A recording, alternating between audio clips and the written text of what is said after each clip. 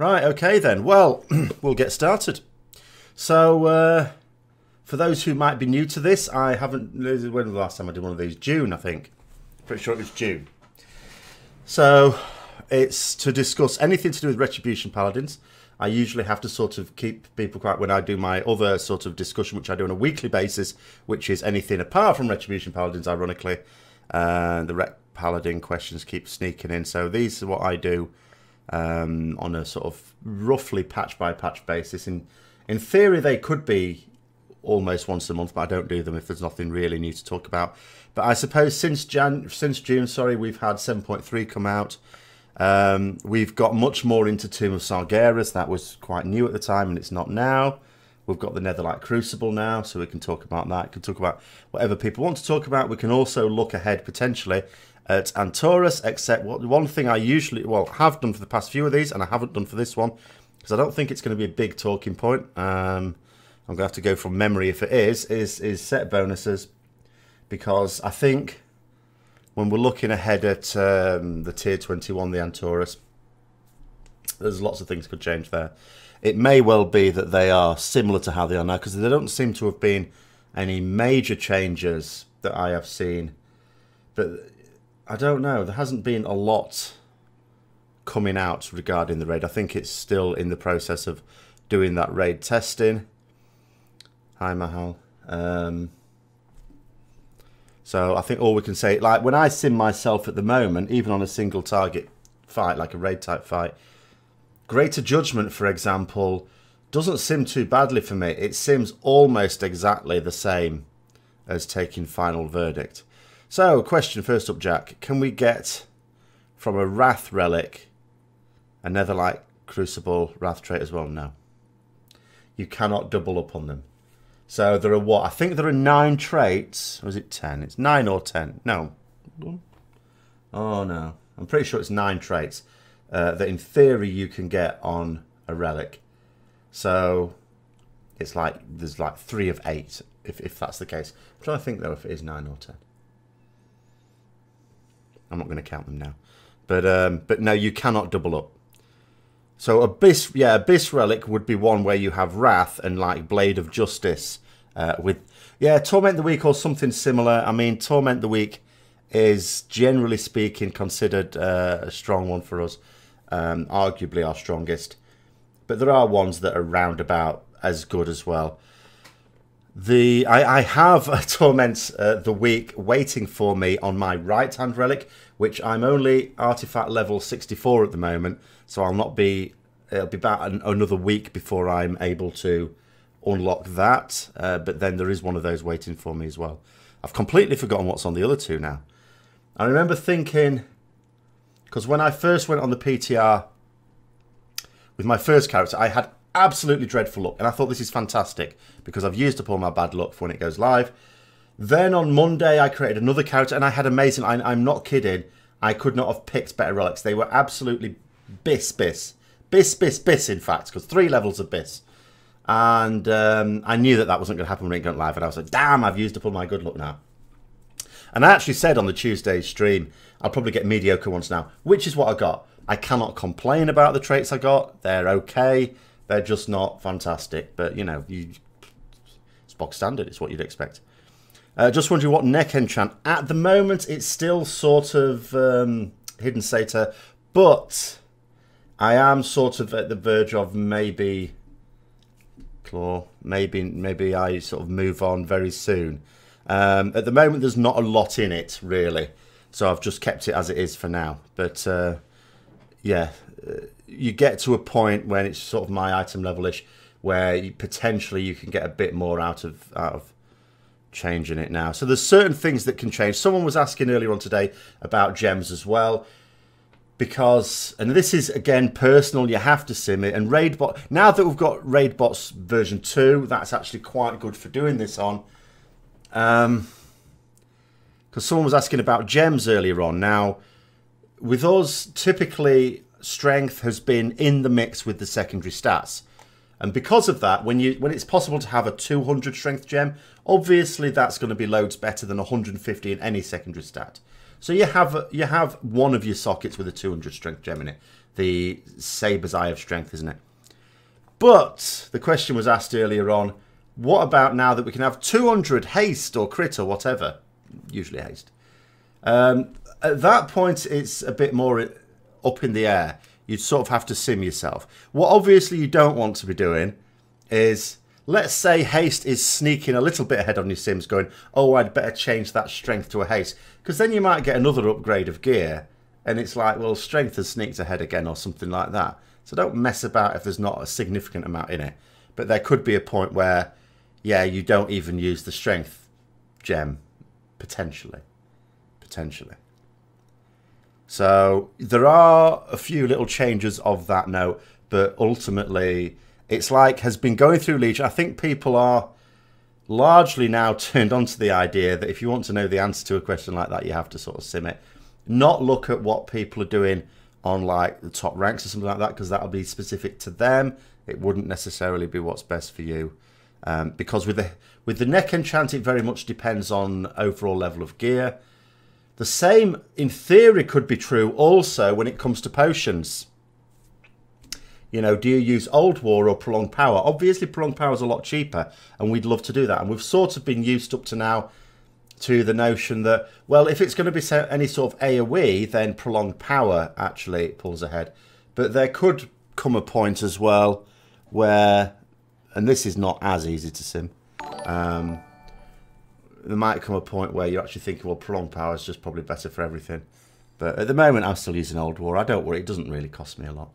And I have an alchemist that gets to proc and make extra ones anyway, so it works out all right for me. So I still sort of use those. But maybe Prolonged Power will sneak ahead. Even if it draws level, you would still just use it because it's cheaper, I suppose, wouldn't you?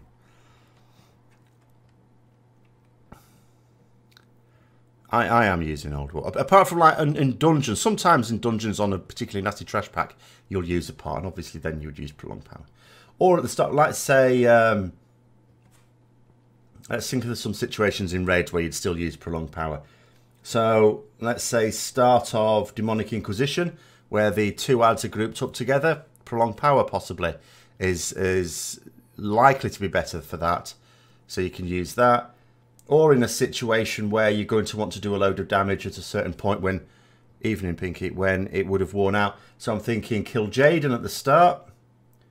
When the reflections come up, that's a fairly important bit. Unless you're all over it with your raid and you kill them in a second, then no worries. But if you sometimes struggle to kill them before the third cast, then Prolonged Power, because that is still going to be active when those first reflections come up, and it's obviously going to help you to DPS those down as well. So there are sort of situations when you would use Prolonged Power regardless. But all the things that used to be really big at the start of the expansion, it used to be fairly obvious. You obviously wanted a 200 strength gem in something. You obviously wanted to use Old War. And you obviously wanted, like, you know, Mark of the Hidden Satyr on your neck. They're a bit more borderline now.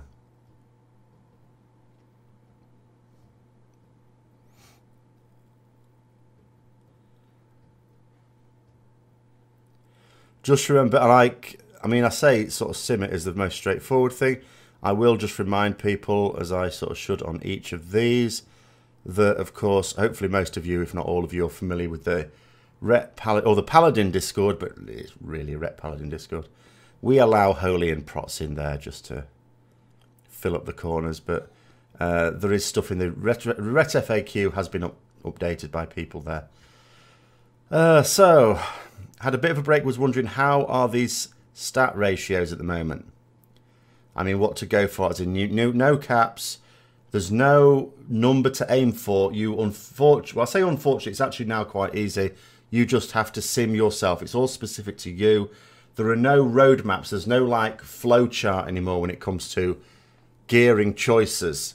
You get a piece of gear, you think to yourself, is this an upgrade if I equip it? And you sim it with your current set of gear and with the new piece as well.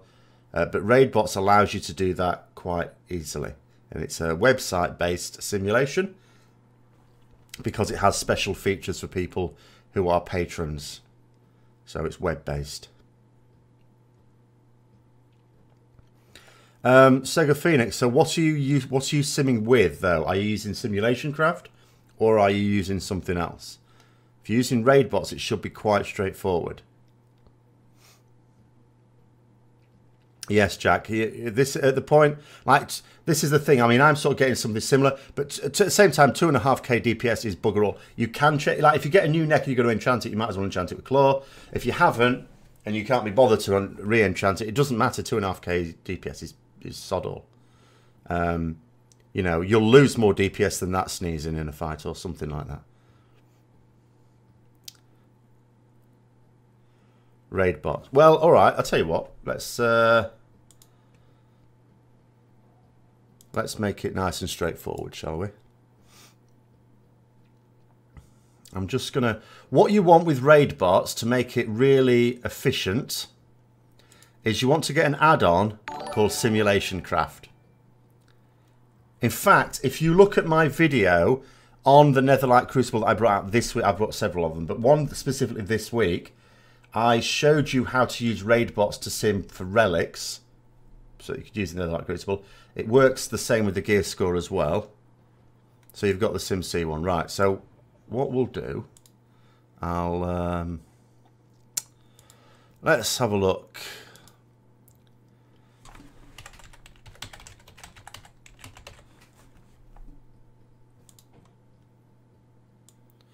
Right, oh, I'm still logged in. Excellent. So, depends what you want to see. I'll do it for something simple, so I'm not messing... Oh, for goodness sake, get off. Let's just do it for talents, for say. But the same principle works for gear. So, first thing I want to do is I'm just going into the game quickly to copy my SimC data. And I'll close that down.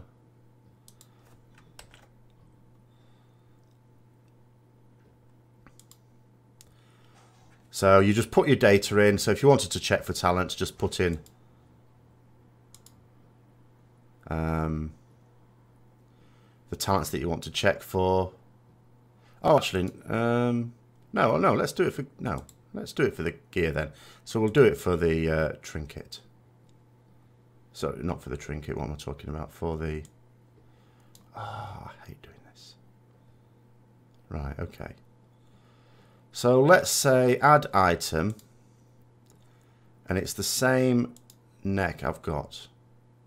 Balls. Can't remember what it is. Crocal bone pendant.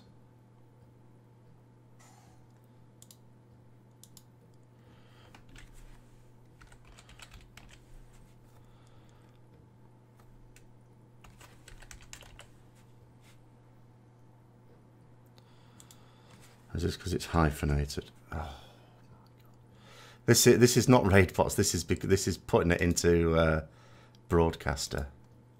It's an absolute pain.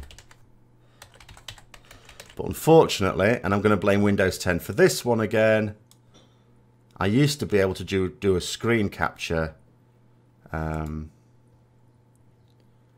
unfortunately that doesn't work anymore. Right.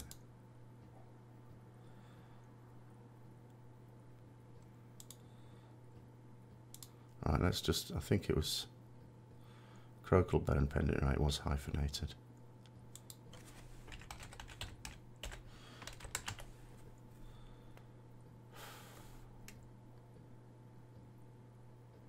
Let's spell it right, that'll probably help. And it was 9:30.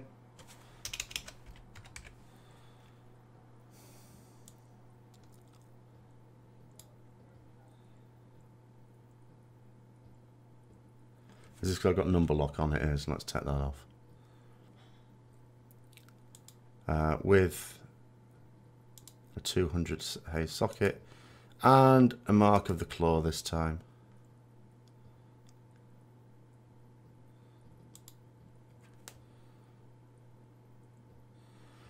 Ah, right. Well, we'll do relics then next after this. So you can see here, it's like, in fact, for me, at this particular point, taking the claw is actually a small DPS decrease, but there's nothing in it. It's like 0.1%. It's bugger all. Right, let's do the relics. I did show the relics though in that video, but let's just see.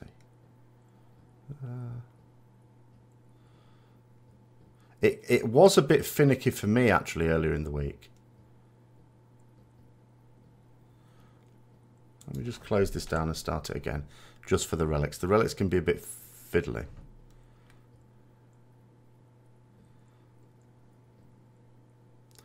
Yeah, Simplemore is useful for doing multiple at once. For some things you don't need to do multiple at once, like for the enchant you only need to do 2 anyway, so it's sort of fine for that. For relics you usually only need to do 2 as well, because all you really need to do, you can usually tell which is the best trait from underneath. What you really want to know is which is the best combination. Do you know, you can, like, where is it? I was so on the Ret Discord, for example, what you'll find if you're on there are these resources now in the Ret FAQ. So you've got eye level equivalents for each of the traits. Obviously this is dependent on a standard set of gear, might not be exactly the same for yours. Mine differs a little bit when I did it for my character, but not by a whole lot. So you can sort of see from here which trait is likely to be best, and you can see from like normal trait and which is best out of your holy shadow traits, or light shadow traits. But sometimes what you want to know is which combination is best, because it might well be that to get to the best trait you have to take the second best tier 2 trait, and or vice versa. So, but again, you're only simming really 2 things then.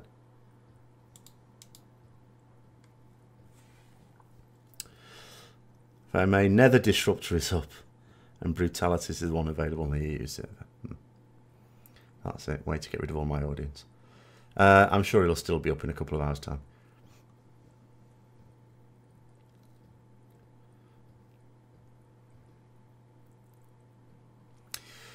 Well, I mean, this is what I was doing. I was using Simcraft actually earlier in the week because Raidbots wasn't working for me. Because I don't know why. Just like it was doing there, actually, it was very, very finicky. I was putting my SimC data in, and it was like on gear or talent or anything like that, it knows what I've got. Here, it was just looking at me as if I was strange, and it wouldn't populate my character. It wouldn't give me my relics.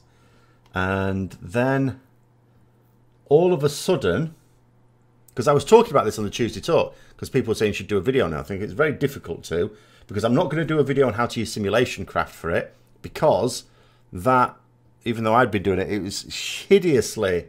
There's 2 reasons why it's hideously complicated. First of all, anything to do with relics on actual simulation craft is awkward. I did do a video on like comparing relics earlier in the expansion, and it was awkward. The second thing is just technically it's awkward, because it's very difficult for me to record what I'm doing on simulation craft with the software I have. It doesn't really like doing it. And I had no idea why.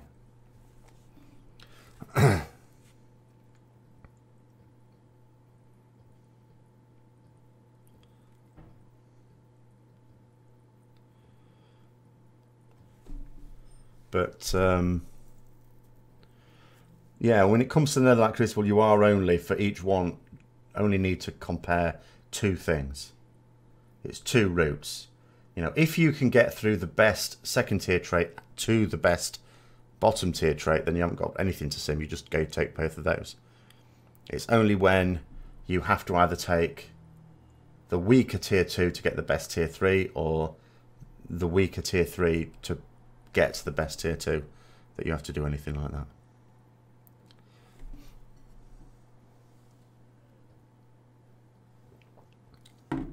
But Raidbots is now my recommendation for anything like that.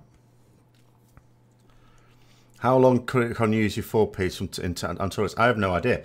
You can't even at the moment ask me how long to keep the 2-piece tier 19, because some people have already got it. Got rid of it, I should say. I'm still using it. I'm still simming myself. And I haven't got any gear that allows me, or encourages me, I should say, to break up my 2-piece tier 19. So I'm still wearing 2 905 item level pieces, because the you know, what the weird combination of traits and everything else I have says that the 2-piece tier 19 is worth a lot of item level. Heimdall, well, that would just suggest that your versatility and mastery is very low. Your versatility is likely to be quite low, and if you've got quite low mastery, mastery has caught up a bit in the recent patch. It's worth more now. It's still not the best, but it is within the fold almost. So if your mastery is lagging significantly behind, it will tell you that it is worth more. The tier 21 bonuses don't look great in terms of like how excited you'd be about them, but they're strong. That massively increased damage on Judgment will be huge. Absolutely huge. And also will encourage you to take Greater Judgment. I already take Greater Judgment for dungeons. Because as I say, it's only about 1% behind for me, Final Verdict, for single target when I sim. Now, at the same time, at the moment, I have a decent amount of mastery. Nothing I can do about that. Although, as I say, that mastery is more valuable to me than it was a few weeks ago. I mean, a few weeks ago even, you probably could, if you loaded up on mastery, get some good use out of it, but if you got lucky. But the tier 21 bonuses are strong. You will want to get them. It's just in terms of pure damage. I mean, I won't like them. I won't like giving up.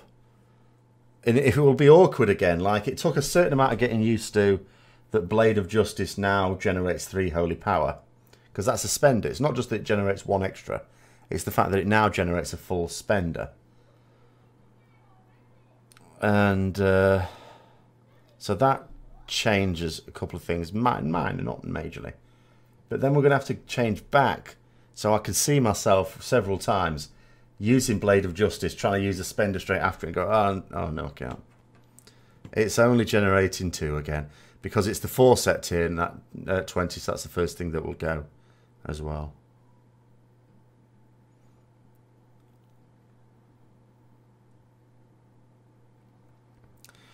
What I'm more interested in, I don't know as yet, is what the fights are going to be like on Antorus. I'm not sure if there's been a bit of a sea change in the way that raid fights are.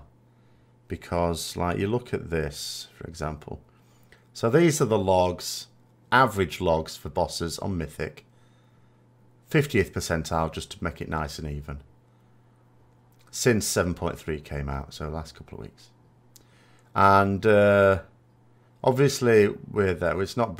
If you look at it, it's not necessarily a huge difference. So we could almost be here and it not make much of a difference, but sort of middling.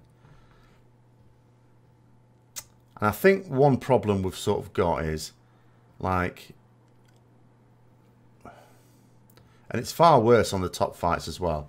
Obviously, there are far fewer passes to see on Fallen Avatar and Kill Jaden, but they're way down there, way down. And I think the problem we've got now is it's a feature of the fights, and I'm not even sure it's just Tomb of Sargeras. I think it might be a way, maybe a way it's going, where there's a lot of fights where you have to move and do mechanics quite a lot. And like an energy-based class, for example, like a rogue or a feral or a monk, you know, you can imagine them. Obviously no one likes to move out if you're melee, say something like that. But you burn up all your energy quickly, move out, do your thing, and then get back because your energy was regenerating that time and you've lost less. Whereas when we're not pressing ability, we're losing damage. Any way of manually updating WoW Armory? Logging out, that's it. Right, Hamdol, I would not try to get information from the Armory. Don't do that. Use the SimC add-on and paste it directly in. That's by far the best way to do it. So you get the Simulation Craft add-on, installed in the game, and then in the game you type /simc, it brings up a page of stuff, copy it, and then paste it into the box in Raidbots. Because the only way to get the armor to refresh is to log out, and it takes time. Yeah, Sigga finished. I mean, this is the thing. This is why Team of Sargeras is so disastrous for us. Because it's one of those things. You can sort of think... You'd look at these and you'd think, okay, so we need a buff. But then Blizzard would say, well, the problem is that if you get to plant your feet and stay on a boss, you'll do loads of damage if we buff you. And some people do that. That's obviously... If people are going to rank on a Ret, obviously what they need to do is not move away from whatever's going to do loads of damage. When ads come in, they need to AoE them. Tell everyone else to sort of stop, but, you know... But at the very least, AoE them, which is very naughty. You don't do that because you like to wipe the raid if you do it without it being part of the plan. And do no mechanics unless it involves being stood at the boss doing DPS. What's better? Raidbots uses Simcraft. You know, Raidbots isn't a simulation program. It's like a user interface for it.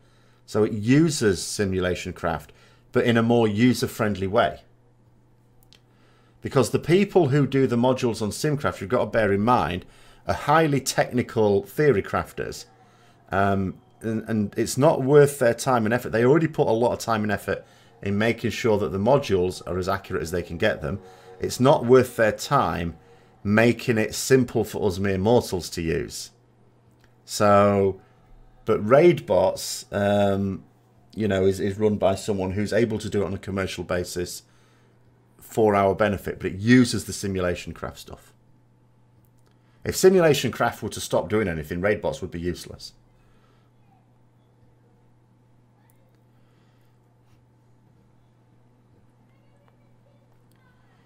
You have Simcraft. What you need is a Simulation Craft add-on, not Simulation Craft. That's a different thing. Simulation Craft as a program is different. I mean specifically the Simulation Craft add-on. Yeah, if you've got a Ret that DPS whores, then I mean the only thing to note is it's very, very obvious when they do it. We know when other Rets are doing that in my guild. We had one that left us recently, another one that joined us. You can easily tell when they're doing it. I don't care.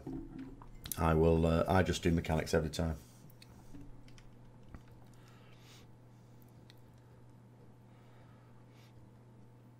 Because it is super, super obvious. It's simple. You know, if someone's boasting now they've got a rank 1 on Goroth, all you have to do is look at the logs and go, did you go out and soak brimstone? No, you didn't. A more advanced manual for Hikili. Depends what you want to do with it. What do you want to do with Hikili?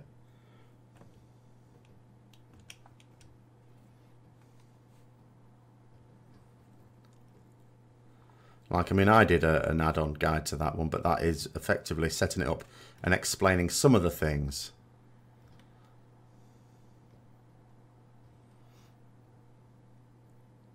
So it all depends on what you want to do with it. I showed how to use most of the, or quite a lot of the features of it.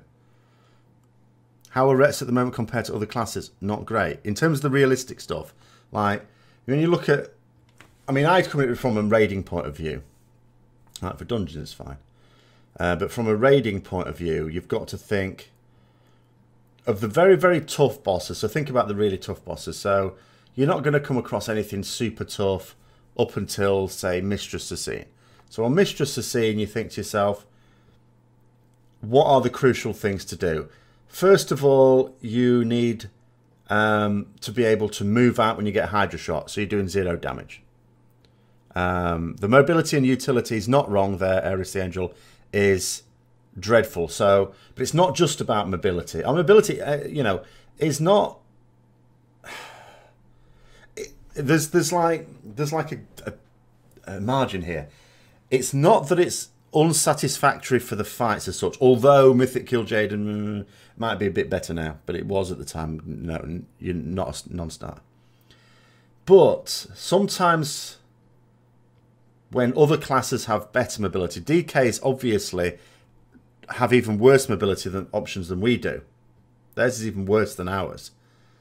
But they do a lot more damage. Unholy DKs at the moment do a lot more damage. And Frost DKs were doing more damage than the last tier, for example. And that's what you have to think about. So when we have to move out for Hydra Shot on Mistress, we're doing no damage. Some other melee will also do no damage at that point. But, you know, then when it comes to inks, this is where the speed is an issue. So you have to have a situation where when the Maw comes in a Mistress, you have to grab the inks. So that means you need to run. Now, I can use my movement speed to run and go and get an ink. But sometimes I will still not get there before someone else does, say. Not because I'm too slow, but just because they'll go for the same one and get there first. At which point I'm then snookered. I'm then, you know, all I can do is get myself pulled. And even if I do get the ink, all I can do is get myself pulled back into the Maw and try and get out again because, you know, I'm only fast while I've got that up, and that lasts for 3 seconds. And as for utility, Mistress is actually one of the fights where we do have some utility because we've got Bop. People will occasionally ask for a Bop if they've got a Murloc eating their face and they want to pick up a fish. But the argument could be made that if you just had a raid full of useful DPS classes, then if someone got a Murloc on their face, instead of asking for a Bop, you could just get another DPS to pick up the fish instead and do just as well with it. So, And then when it comes to the next most difficult fights, are basically the 3 difficult fights in this tier are Mistress, Fallen Avatar, and Kill Jaden. And also, you know, the movement is very poor on Fallen Avatar. I haven't experienced Kill Jaden yet, but, you know, it will be. And again, utility, what utility on Fallen Avatar? None at all. In fact, when we've had our full roster available, I have not been in on it. You know, and I've not even tried. It's the worst fight. In all the fights I've ever progressed on, ever since Vanilla, Fallen Avatar is the only fight I've ever come across where I've thought to myself, and I was saying to the officers ahead of time, I am not going to be any good for this. You know, and it's not that it can't be done. Rets have killed Avatar on Mythic. And they've been there, and not just, I don't just mean there for a re-kill when their guild killed it again. I mean, they've progressed on it and killed it with their guild. But we're not, you know, if you had a decent roster of the other classes, you would not take them. We are not the best option. We don't do anything useful. I feel totally useless. The way I was made useful, like on Thursday I was in, for example, because we had a few people missing, net problems, that sort of thing. And my chief job on that one was to basically pretend to be arranged. And I soaked one of the purple beams. It's the most useful thing I could do. And even then I didn't do it very well. So I think, yeah, this is as a result of if they were to do another raid tier of this sort of model, we would again be useless unless they massively change the way Rets work. Because the idea of someone having to spam abilities, like constantly be using abilities, is not at all useful with a mode of raiding where you constantly have to move away from the thing you're trying to DPS. You know, having to move away constantly is not good for someone who needs to who basically needs to plant their feet and just stand still in DPS. Divine Intervention as well is a weird one, because when I talk about ability, of course, we have the option of taking Cavalier, which is another charge of movement speed, which I use for Maiden, and that's great. The problem is that sometimes, like, then you think about what's our defensive options. We still have Bubble, of course, on a 5-minute cooldown. I mean, the 1 minute reduced cooldown is not really a consideration. The key thing with Divine Intervention is the fact that it's an auto cheat death, an auto proc. My issue with it is that it often doesn't proc on things that Bubble would save you for. So again, coming back to Mistress, say the big shark thing that comes, Crashing Waves. You can bubble that. If you know you're not going to be able to get out of it in time, which is much less likely these days because they've increased the time it takes, but it's still possible. So you know you can't, or you're not 100% confident that you get out of it. You can bubble and you'll be fine. But what you can't do is if you're not sure, what you'd ideally like to do is go, well, I'm not sure. I'll just try and get out of it. And if it doesn't work, Divine Intervention will proc. But it doesn't. Because that ability does too much damage for your cheat death to work. I think it's something like Divine Intervention won't proc if an ability does more than double your damage, double your health in damage. I think that's the number.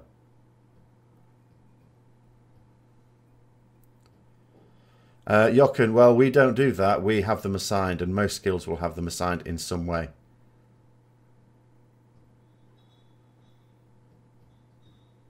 Oh, sorry, you're talking about Avatar. Whatever line on your side is the one with the beam, I'll always be on the left of it during Unbound Chaos. Unbound Chaos is one of those things where people are still messing up, because what we have a situation is where we expect people to be at the boss, and I mean at the boss, and then when it comes in, wait for it to come in, move back, not too early, move back, back, still in melee range, you can still hit the boss, and then round to the left and back again. Unfortunately, that gets screwed up immediately, because we have a lot of melee as well. Well, and I've been in, we've had a lot of melee. That's the only reason I'm in, because we're not enough range for me not to be in. And it only takes one person to either be further back, because melee range is much further back than you have to be. So to be further back, or to set off early. So we have no end of wipes with those. But when soaking the beam, no one should be going anywhere near you. No one, if you're soaking the beam, and Unbound Chaos comes in, you simply disappear back down the beam.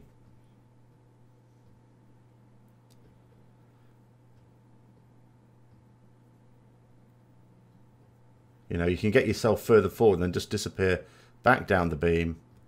No one else should be there.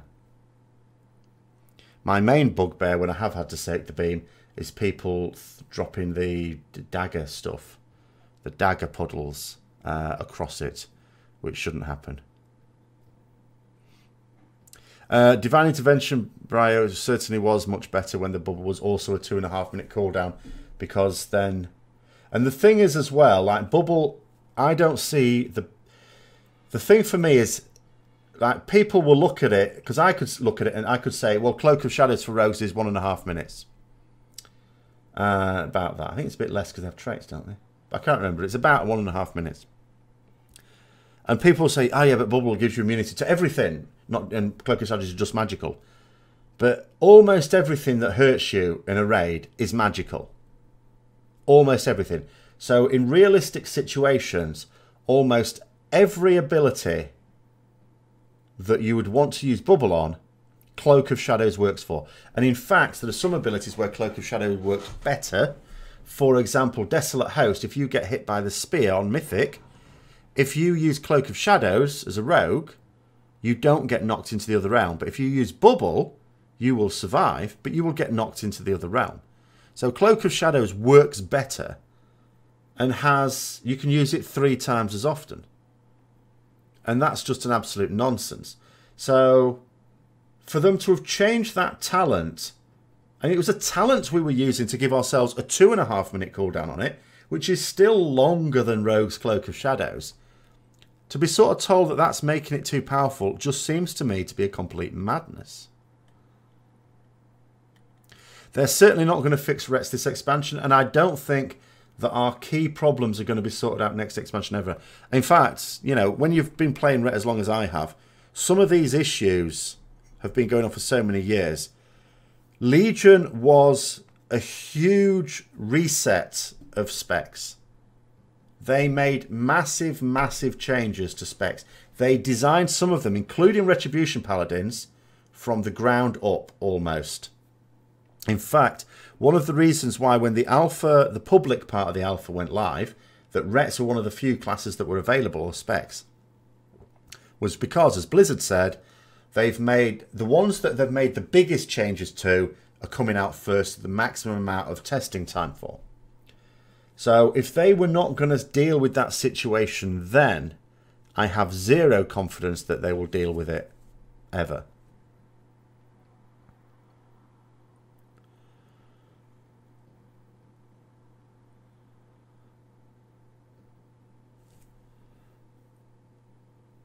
Oh, don't bubble the daggers. You shouldn't need to bubble the daggers.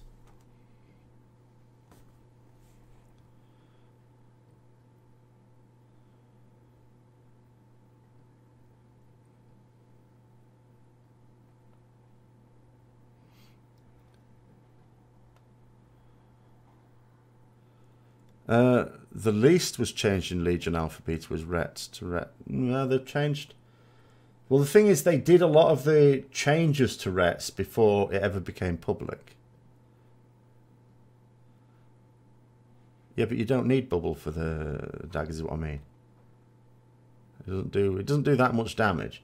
It's more the slowing effect, which you can use Blistering of Freedom for. But what I mean, if it's going to hit you when you circular beam, it's easy. You just move back a bit. So it lands in the middle, you just move forward again. It's when someone else covers your area with it is the problem. And bubble's not going to help that. Because your bubble will eventually wear off and it'll still be there for a bit. No, I'm not saying if anyone wants to be top DPS, stop playing Ret. What I'm saying is if you want to be top DPS and play Ret, you need to whore like hell and find a guild that will let you do it. But if anyone wants to be top DPS, there hasn't been a period of time for, oh God, what we talking about, 8 years when you would ever play Ret. No one for the last 8 years playing Ret wants to, you know, if they want to top DPS as that spec, they've done something wrong. They've messed up spectacularly. If you're focused, because remember, being top DPS is a personal thing. It shouldn't be a consideration in what is a team game. It's like being a top goal scorer in football. You've got 11 people on the pitch. They can't all score the goals. And people that try to make sure they are the ones that score the goals often miss opportunities to let someone else score an easy goal and screw their team over. But if your mindset is, I want to be the glory boy, then you need to play a pure DPS spec. They are the only ones that will always be strong. Like, always. Like, at the moment, you know, Warlocks, Mages, Hunters, and Rogues are the ones to play if you want to be focused on DPS. Because they're the only ones that can do it. Because one of their specs will always be really strong. Because, like I say, we've got a spec that does not favour having to regularly move out of melee range of whatever is the main target for damage. If we had multiple DPS specs, it's possible that there'd be another spec that would, like Shockadin, that would cope with it, but we haven't. Pure DPS specs, so there might be a spec that you've been playing that also is really bad at moving out and stuff like that, but then there'd be another one that if you've been keeping up with them all, then you'd be fine. Sisters is a good fight for Rets, because people die. Goroth, Ret's only top on Goroth that whore. You've got to remember the Ret as a spec is really, really good at DPS whoring. Spectacular at it. Can do it better than so many others. If you show me a Ret topping on Goroth on Mythic, and I will show you someone who's not doing the mechanics. But Sisters is a different matter. It's possible on Sisters. But that's because, you show me one where they top on Sisters, and I'll show you someone with a very high, yes you do, a very high, like for example, did you go out to ranged and soak brimstones?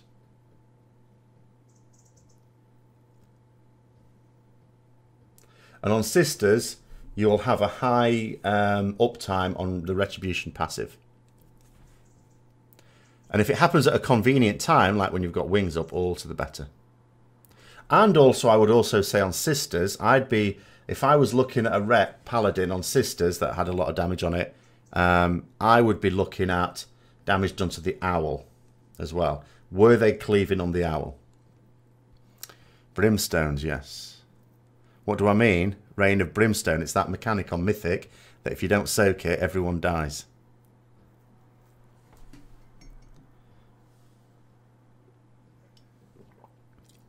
Or an Infernal spawns and kills you, more specifically.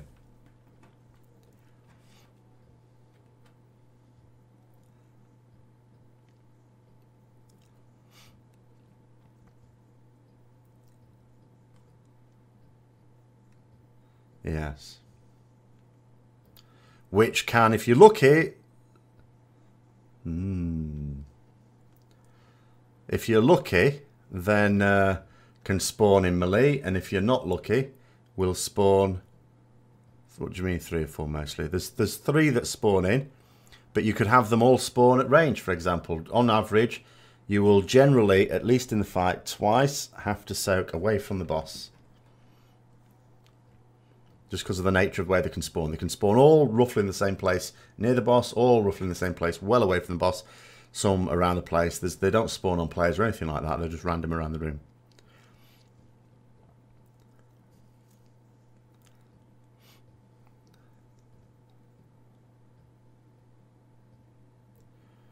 Um, 100% of the time they come, you can soak. There is never a time when you can't soak them, unless you have got bugger. What's it called now? This big circle thing that's going to put a dot on you. Even then you can, but you probably shouldn't because other people won't want your dot. But if there weren't enough in it, it'd be better to give someone else the dot than to have them die in it trying to solo soak it. Well, that's just... Crashing Comet, yeah, that's it. I get mixed up between Crashing Comet and Shattering Star.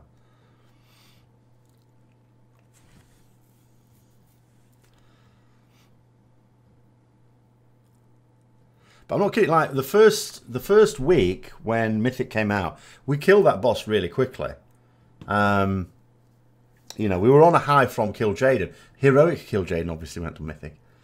In Heroic Kill Jaden, we again killed that quite quickly in the first week when Heroic was out. And I put it down to the fact, I was quite glum about our prospects because I thought we're going to have a situation where people won't want to move out to soak the Armageddon Rain, and we need a lot of... You can't just leave it to the usual 2 or 3 people that will just do it. But people were running out, to the point where I couldn't even soak one because people were just running out and getting them. And we killed it quite quickly. And then Goroth we killed quite quickly on Mythic the next week. But the following week on Goroth we wiped for 2 hours because... people thought, we've killed it now, it's easy boss, we killed it in like 2 pulls or something. You know, I want to start ranking now. We don't need everyone to soak, I'll leave it to other people. And we just, you know, it would come in, Infernals would spawn, or it would kill people. And every time it kills someone, then that means there's fewer people left to soak the next set, and so on. And we just wiped. We wiped for hours until the raid leader just kicked all the ones that weren't soaking it, got other people in, even though they weren't as good DPS, and then we, again, still wiped a bit more, and then killed it.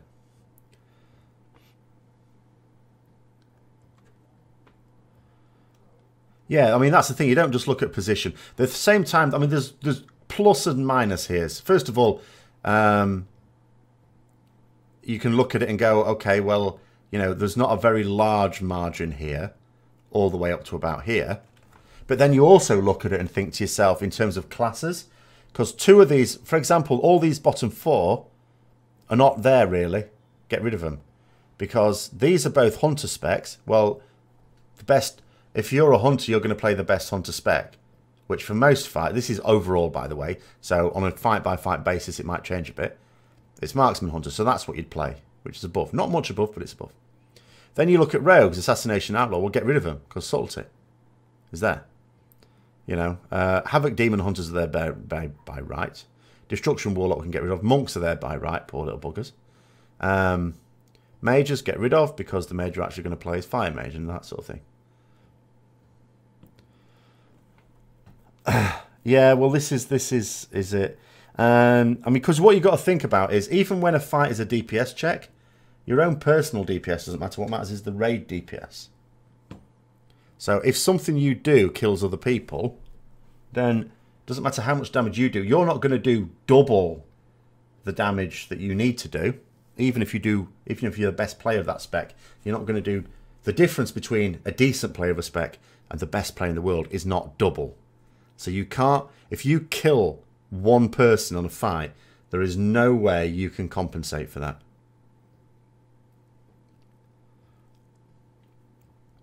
Even if you end up killing the boss, that you have reduced the raid DPS.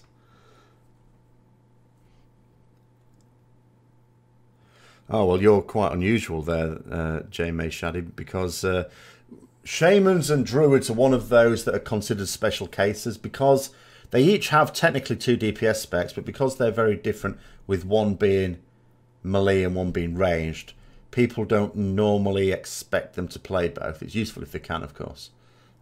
Like if we had a mage, and we had, let's just for the sake of argument, an arcane mage, or they identified as an arcane mage, we would expect them to play whatever was best for the particular fight.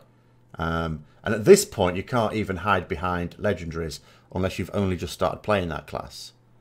You know, you'd be talking about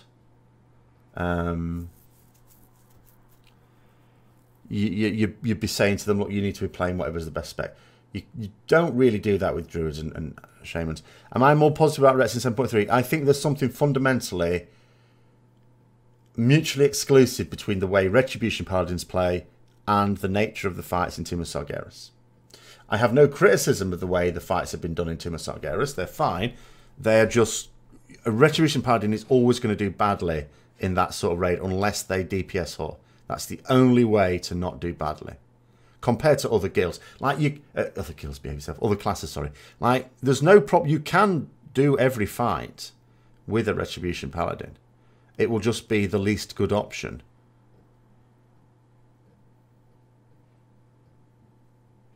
You could play a rogue less well and in the same sort of gear and everything and do better and be more useful. That's the annoying thing. So the changes are not really directly to the class, unless they were to change the nature of the class into much more of an energy-based spec. I'm not saying adopt energy, but I mean in terms of that, where you can burn up stuff quickly and then it sort of regenerates over time without you doing anything. Whereas our resource is holy power, and we regenerate it by hitting more abilities. It's like we use holy power on our big abilities, and then we have other big abilities that generate it back again. So we are constantly hitting DPS buttons. So when you move out, you can't hit DPS. Like if you're lucky when you're moving out, like for a short period of time, maybe you've got Blade of Justice and Judgment. That'd be the next two things you'd hit anyway, and you'd be all right. And that's where Execution Sentence might be a little bit better, because that gives you another ranged ability you can use. So you've now got a medium ranged spender, sorry, builder, a ranged spender, and your Judgment's ranged as well. Which is why I was thinking for a little while, maybe Execution Sentence on Mistress Sassine. My big fear with doing that, and maybe if I macroed it, it wouldn't be too bad, but my big fear with doing that was potentially accidentally putting Execution Sentence on an ad, and it dies before it fell, so it does no damage at all. But I suppose if you macroed it to a focus target and made the boss the focus target, then that might work. Or macro, maybe at boss 1 works, I think. So that could possibly do it.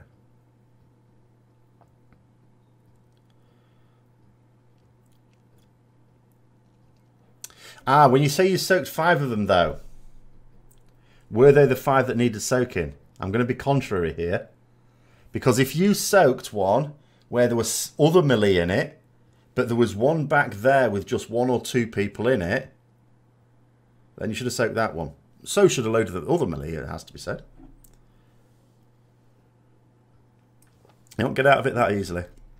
I mean, you may have done. You may have just been lucky. If you've soaked 5 brimstones and come top damage, then you've been lucky, because there's no way to come top damage unless those brimstones were in melee range of the boss. And that's look. I don't remember that ever happening on any pull of Goroth, that they've been in melee range of the boss. Like, obviously they are usually once or twice a fight. Yes, but anyway. But I mean, the point is that you can whore as a paladin quite easily. Like, on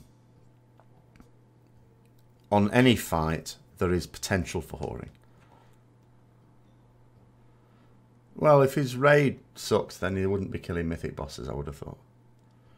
Because even Goroth is not straightforward. Like in Nighthold, the first boss, Scorpion, was a complete walkover. It was like unwipeable almost. You had to spectacularly take the mickey to wipe on that fight.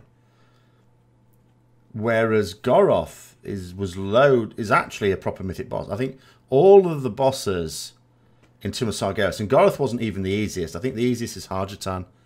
personally. But all of the bosses in Tomb of Sargeras on Mythic mode are actually genuinely Mythic bosses. I think they're very genuinely Mythic. Whereas there was a suggestion in Nighthold that all of the bosses are wipeable. There was a suggestion in Nighthold that you were getting a lot of guilds on 3 out of, what was it, 10? It was 10, wasn't it? Because the first 3 weren't really Mythic quality. And she had a lot of these people sort of thinking they were Mythic quality raiders when, you know, as soon as you got onto the 4th boss, doesn't matter what that 4th boss was, you were up against it and they were just getting nowhere. Whereas, you know, all of the bosses in Tomb of Sargeras are a proper test.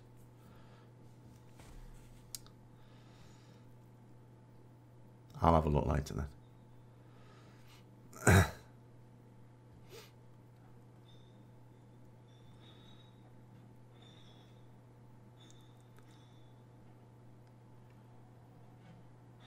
I think Chrono, like, I'm not gonna say that. See, in theory, I should say that to solve our collective egos, because in my guild we wiped on Chronomatic Anomaly a lot. But the reason we wiped on it was not because it's a difficult boss. It's not because people were stupid. It's because the person who's not in our guild at the moment, but who was at the time, and who decided on the strategy that we're going to use, came up with a retarded strategy. It was totally unworkable for us. And the problem is, this is what I'd moaned about, he hadn't shared us with it in advance. There wasn't really too much time to come up with a sensible objection to it. So we just wasted ages on it. And then when we had time to sit down and think about it at the end of the raid, it was like, no, we shouldn't be doing it this way. We'll do it this other way, which is what we did the next raid night and killed it straight away. So I would say all of the first 3 bosses were actually pretty straightforward if you did them correctly. But Scorpion, I mean, the only way you could wipe on that is if you made 0 attempt to get behind a pillar when the doofer came in. I can't remember what it's called now. Or if you stood in all the red fire, you know, when they were being activated as well.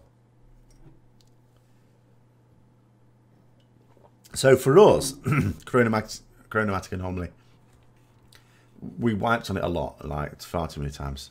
It was embarrassing. But it, as I say, it was just because the way we went about it was all wrong.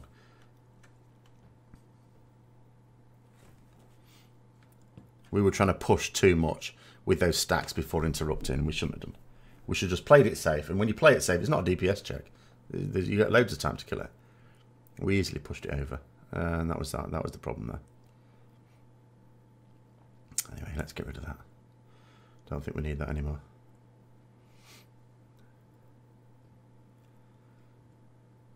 I mean, obviously, the more pulls you have on something, eventually things stick in.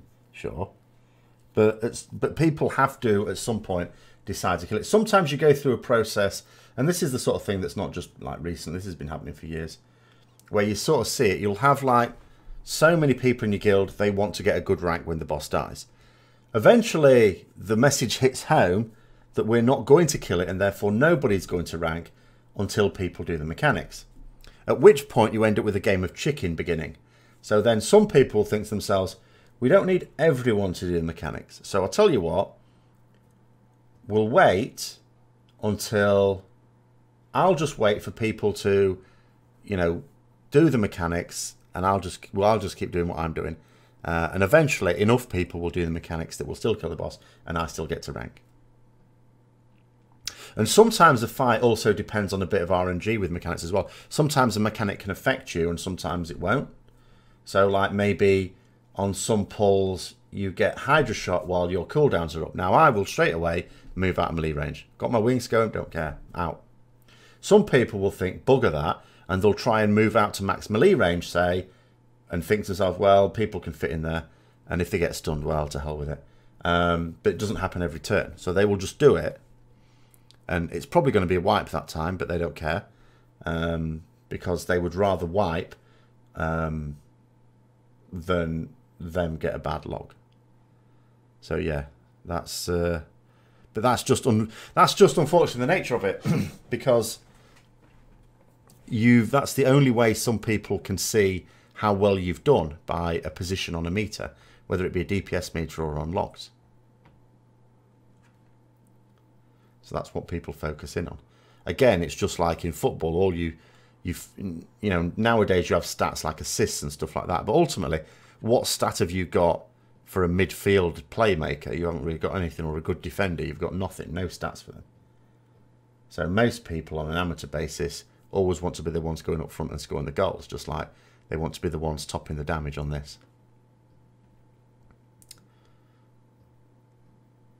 And that's why, as I say, sometimes the guilds that get ahead are not the ones who raid the most, and they're not the ones who, you know, you can have a guild, 2 guilds with raiders of equal quality, and one of them finishes 200 world ranks higher than the other, just because the one who finished highest were the ones who were made up of people who recognised that mechanics had to be done. I'll give you an example. I'm going to call out one of my guildies this week. So those who were watching me stream on Wednesday would have seen this. So on Maiden of Vigilance, Cunning boss, where you can wipe within a few seconds, and frequently do. So we had a few early wipes as expected. That sort of thing happens. And then we had a pull where, what I always said before that is, we always seem to kill it. Whenever we get to the second blowback, we kill it. And I always thought it's because people at that point focus. People realise they know at any time that one mistake can wipe the whole raid. That's the thing about Maiden. It's very unforgiving. One mistake wipes everyone, potentially. There are very few mistakes you can make that will only affect you. So, but I always imagine when people get to the second blowback, they really can't be bothered to wipe, so they'll just do it properly. But then this time, so this was quite early on, we'd have been quite, it was before the break, it meant we would have killed all of our 7 so-called farm bosses before the break. And then the boss is nearly dead. It's on like a few percent, I can't remember what it was exactly. And then a round of bombs went out, like normal, not bombs for doing bad things, but just bombs as they're supposed to, the 3 bombs. And one of our raiders got one of these bombs and thought to themselves, the boss will die before my bomb goes off, so I'll just stay here DPSing instead of disappearing down the hole. But did the boss die before their bomb went off?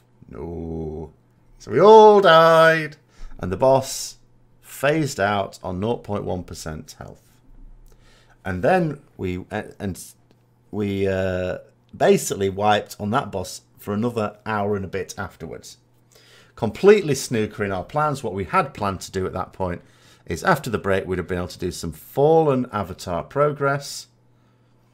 If there was such a thing as DKP. But Fallen Avatar progress. And but we couldn't, because by the time we eventually killed it, there wasn't enough time, so we ended up just going to Nighthold instead, and just doing the last couple of bosses, getting our mount and stuff like that, which is fine. It's the sort of thing we like to try and fit into the week. But, yes. Screwed that up royally.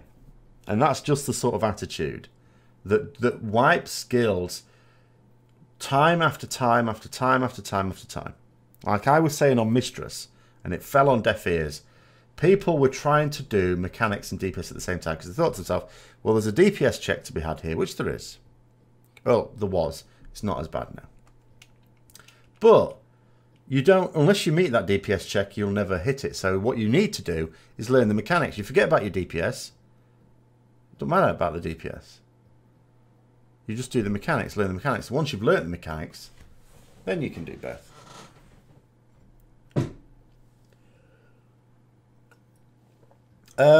That's from Karazhan, isn't it? Isn't that the Morrow's trinket? The bleed one? It's a load of rubbish. Doesn't matter that it does damage on the target till it dies. It does load. It does a really small amount of damage on the target until it dies.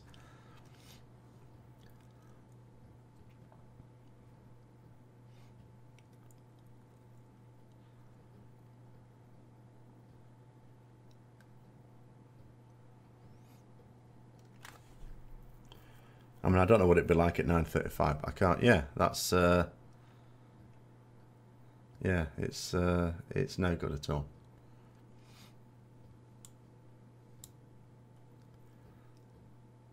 Ironically, one of our warriors, a Fury warrior, thought he might be able to get some use out of it on Maiden, because again, on Maiden, sometimes you're moving out because you can't help it. You have to move from one side of the room to the other, And he thought it'd be good. It wasn't. He decided it was a load of trash. What are my thoughts about the relics and stats, how close they are right now? Is that two separate things? The stats in terms of being close is... I mean, for Retribution Paladins, they should be. Like, in an ideal world, all of the primary and secondary stats would be very close together in value. And I don't understand why they aren't almost exactly the same for a Retribution Paladin, because you should just keep jimmying things around until you get that. I can understand with some classes where if they try to do that, they would just create an overpowered situation under certain circumstances. But their whole philosophy, especially with like gearing now, especially on necks and rings where they don't have the primary stat, is totally dependent on the secondary stats being equally valuable, assuming you have round about the same of each one. Obviously, if one gets behind, it's going to be worth more. But that doesn't work. So you end up in a situation where you can have rings and necks way higher item level than what you've currently got, and it's not an upgrade.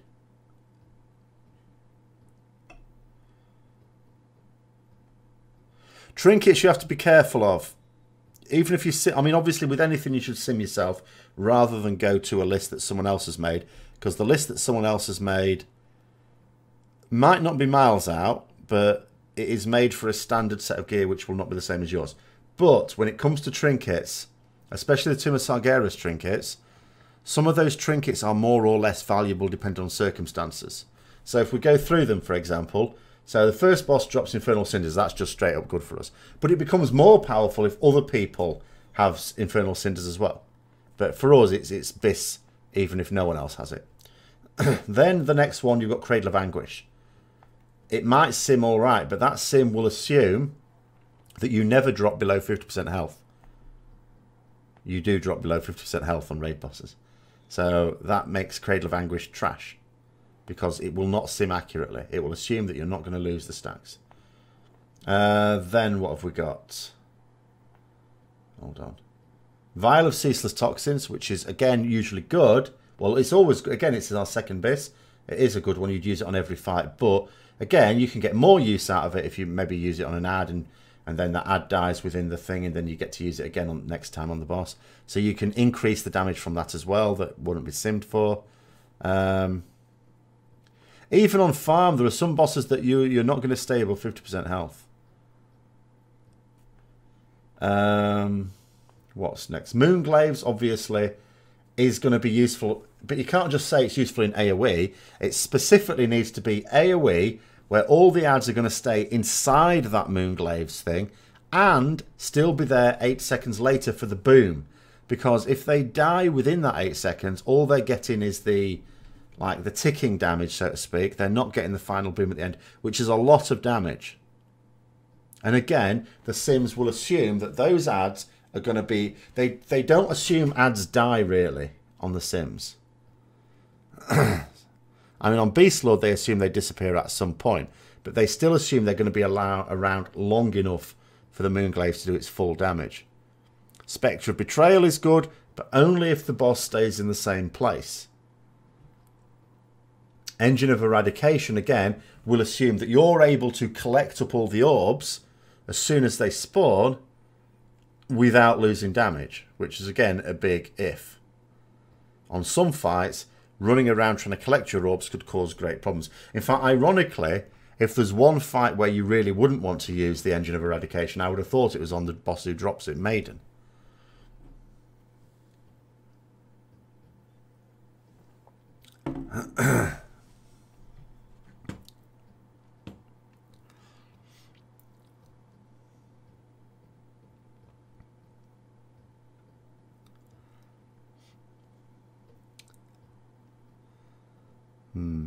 So all of the trinkets that drop in Tomb of Sargeras are situational, or they can be increased or reduced in damage compared with what the sim will say, depending on how it's used and stuff like that.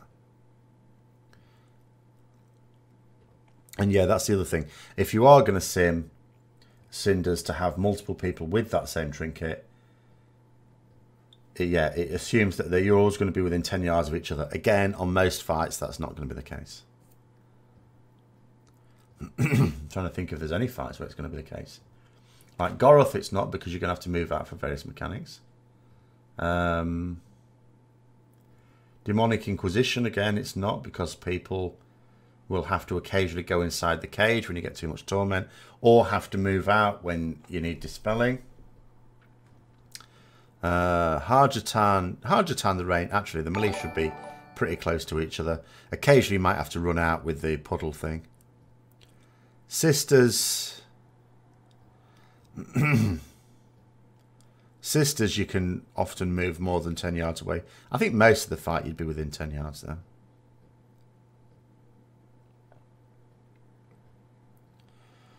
Well, the ideal trinkets, Shami, would be cinders and vial of ceaseless toxins.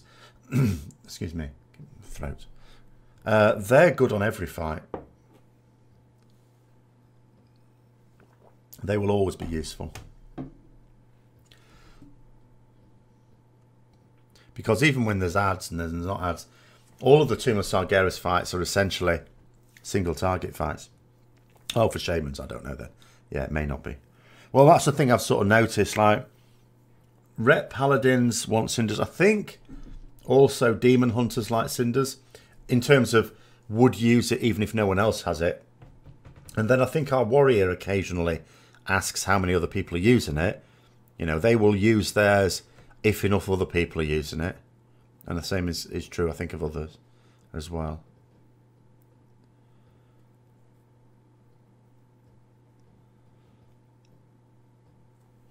I was just deleting some of my old trinkets today, actually. So I deleted my Scorper on trinket. I deleted my...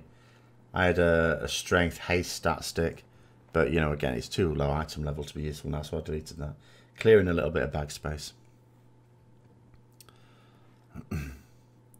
We do have 2 Rets of Demon Hunter in our roster, but not always together on the same fight, of course.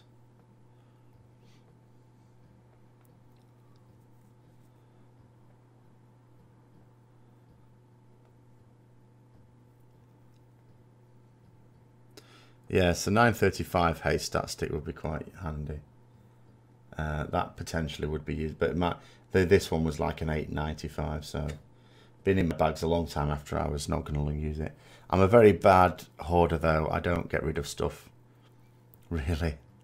It's I am well, anyone who's watched me stream will see the state of my bags. Sometimes I will, sometimes I'll, for off-spec stuff can be worse as well, because sometimes I'll keep something, well, maybe one day I will heal, so I need healing trinkets, and then you discover you've actually got 4 or 5 healing trinkets. Oh, I don't need all those. Let's get rid of most of them. You only need 2.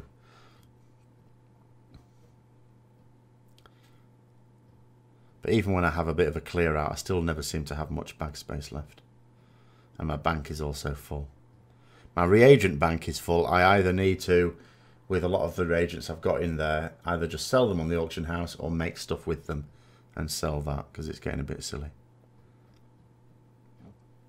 Because usually what I end up doing is keeping it all in there till the new expansion. The new expansion, it's all worthless.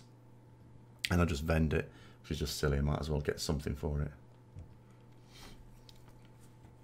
But I'm even worse with it since the WoW token.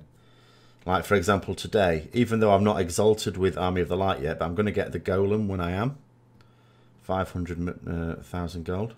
So I just bought 2 WoW tokens. Because at the moment you can sell them on the auction house for 260,000 each.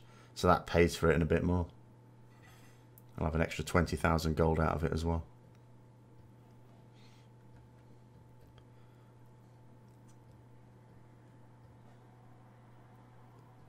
The closest thing Paladins have got to a flying mount that's suitable for them.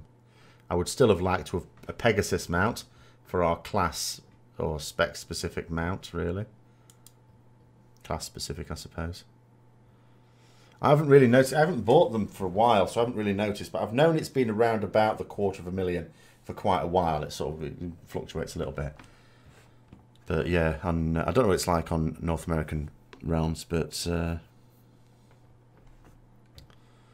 they are.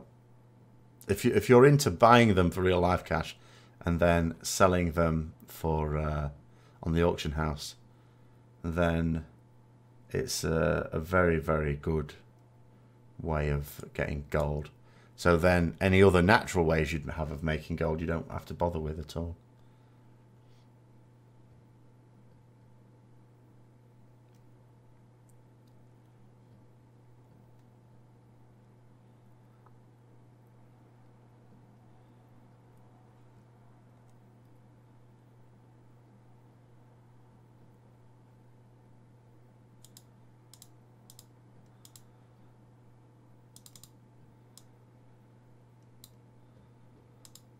So again, remember, if there's anyone sort of wanting to throw anything into the discussion, now's the time to do it. As I say, the ways these things work is, like when I have something to say myself, I'll just do a video on it.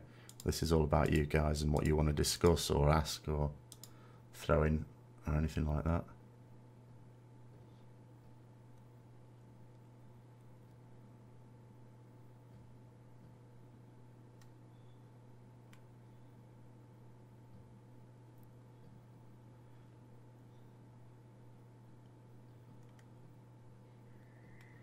When do I project to kill Jaden? I don't even know when we project to get on to kill Jaden. Like, we might have hoped on Monday. We might still kill it on Monday. It's just... I think it will be better if we have everyone... Like, what you really need, especially with progressing on difficult bosses, you want the same team every time. We've not been able to do that. That's been a bit of a problem with our guild since day one, really. Not being able to say the same people for every single progress night on a particular boss. That's what we need. And if we get that on Monday, maybe it will die on Monday. But I don't know, because I'm not really part of that. And then to kill Jaden, who knows? Obviously, with the 7.3 Netherlight Crucible buffs, effectively, it can only get easier to push those DPS checks. But that being said, those fights are no longer easier. Like Elisand, for example, in Nighthold, I would say is an easy fight. If you can do if the DPS check wasn't a thing, it's an easy fight. So by the time we got there, it was an easy fight. It wasn't for the very first people doing it, because they had to do so much damage, and then the mechanics just got worse because you couldn't possibly do damage quickly enough, whereas we could, and we got through it piece of piss. And these last two fights are similar to that, but they are still tricky. If I could change one thing about Ret, what would I change? Well, because I'm a raider, if the way Tomb of Sargeras is done and designed, if that's going to happen, I'm not saying it's going to be the same every raid here, but if it is going to happen, then we have to have something whereby we are not having to hit abilities all the time. There has to be downtime built into the spec if that's going to be a thing, because the specs that consistently do well no matter what the design of the fight are the ones that have downtime built into their spec. Did I watch the method video of one of the unnerfed attempts? No, I saw it tweeted though, but I haven't seen it.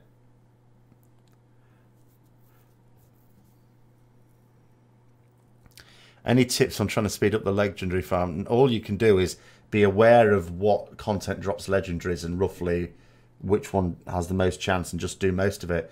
So in terms of solo stuff, do the Argus stuff, do invasions and rares and stuff like that, and then do your raids, including LFR, and then after that do dungeons. That's all you can do. Obviously, make sure I'm out of focus again. Obviously, all you can do is you do your emissary caches each day as well, of course, or at least make sure you've done them. Doesn't have to be every day. But there's nothing else you can do. You just have to keep doing that. But where you've got limited time, a lot of people will, you just have to prioritize it in terms of what is the most difficult content you can do. And bear in mind, LFR is considered difficult because it's raid. Have I heard that changing race resets your... I had heard that rumour. I was going to test it out some time ago. There was a time when I first heard it, I'd just got a legendary, so I thought my bad luck protection has been completely reset. This is the perfect time to test it out. And I was going to, that weekend, change myself to a Draenei just for the weekend, race change, do a load of content, that has a chance to drop legendaries and see how quickly I got one. It wouldn't prove anything because I'd be a sample size of 1. But I was just going to do it just for a laugh. But then I saw the cost of even a race change. Not changing realm, not changing faction, although I think it's classed as this. But it costs as much as a faction change. Because a faction change, I think, is actually a race change. And if you change to a horde faction, a horde race, that's your faction change. So I think it's the same mechanism. It was just too expensive. So I thought, no, I didn't do it in the end. As I say, it wouldn't have proved anything anyway. But I had heard that. But I couldn't possibly say whether it's true or not. What are my thoughts on the Judgment debuff where you do more damage? Well, that's, yeah. Well, ever since this was introduced, it's not been well received. It's not dreadful because we can keep... If we're on the same target, and again, like when you're on a raid, you're mostly on the boss, you can keep it up realistically 100% of the time. You can't obviously keep it up 100% of the time. But because there's only like between 1 and 2 seconds of downtime on it, you spend those 1 or 2 seconds. That's like 2 globals. One of which is on a builder, because you should have spent before it faded. So one would be on a builder, and the other one would be on Judgment, getting it back again. So realistically, if you're on one target, you can keep it up always. So for that reason. But in terms of it as an ability, no. And it makes it very bad for frequent swapping of targets as well. Now, of course, if we end up using Greater Judgment in the next tier could easily be almost like a really commonly used talent. And that would make it a lot easier for the old target switching as long as they're close together. But I don't think it's I don't think it's one that anyone has really thinks is a good idea. Well, obviously, outside the development team. The development team obviously think it's a good idea because they did that. But I don't think it makes the rotation feel better because it doesn't take any management at all. You just use Judgment when you need to use Judgment. And if you have a situation where you have to swap target unexpectedly, because if you expect to change target in a couple of seconds, you just don't judge that and you judge the next one. But if you don't expect it, then you're just caught out. So there's nothing really, there's no skill required in managing it. In Kata, it's not even Kata that Judgment gave you a speed buff. It gave you a speed buff in Mop and in WoD again. It was a talent.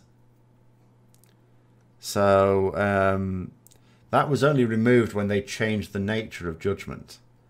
Judgment is now not something, because it used to be just a random holy power builder. So you could use it on the pull as you ran in and that in the speed buff. It was very good between Garelon's legs in Mop actually, as well. But yeah, that was the talent I used almost all the time. In fact, so much so that I noticed in Mop something, and that is that modern raids don't have nearly as many critters as they used to. Because I was thinking I could just do with a when you're running back after a corpse run, you could just do with a critter like a rat or a cockroach every now and then. Judge it, get yourself a movement speed, get yourself back quickly. But in raids, you know, certainly during Mop I noticed, and WoD as well, very, very few critters in dungeons and raids. Raids specifically.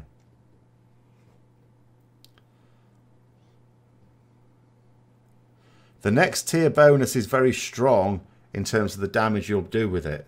You will want it. It's just uninspiring. It's not very interesting.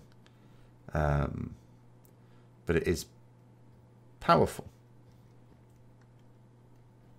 Judgment already does a fair amount of damage. Judgment increases with mastery as well.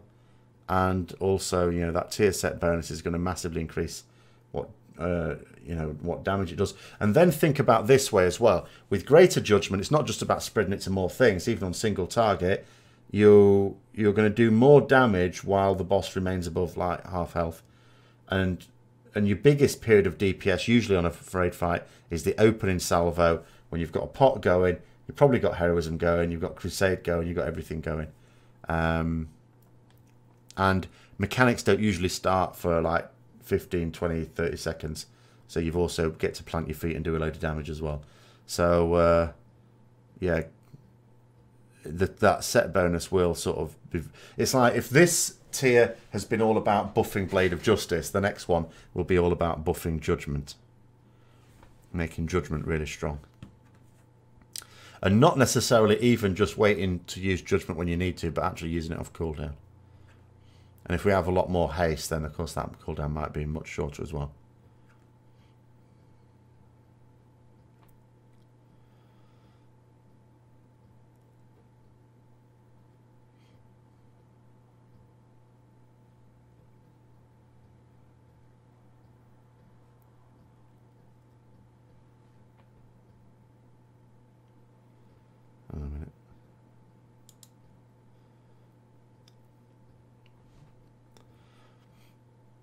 If you want the Judgment debuff to be meaningful, the cooldown has to be less than the duration. That would just make it too trivial. I mean, it's trivial now.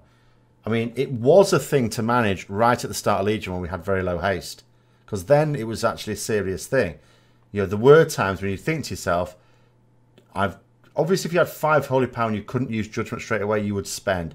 But let's say you had 5 Holy Power, Judgment wasn't available, it would be in a second. Then you think, well, I'll hold on to it, I'll just wait. Then Judge, then... So you had these significant windows when Judgment wasn't active on your target and it wasn't available to be used. That took more management. It's just as soon as we got... And we got the amount of haste we needed to stop that really quickly. You only needed about 20%-ish haste, sorry. And you stopped that immediately. And it took no time at all to get that. It took like a few days, if that.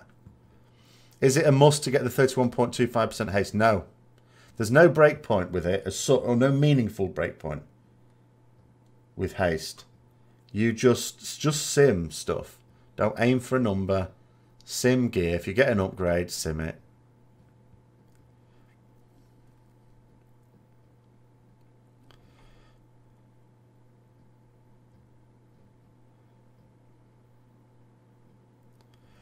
I didn't even bother getting pure haste. I mean, I got the best pieces I could for... I mean, I saved up gold. I learnt that from, like, WoD. At the start of WoD, I didn't have that much gold to buy pieces. I had a bit, not a lot.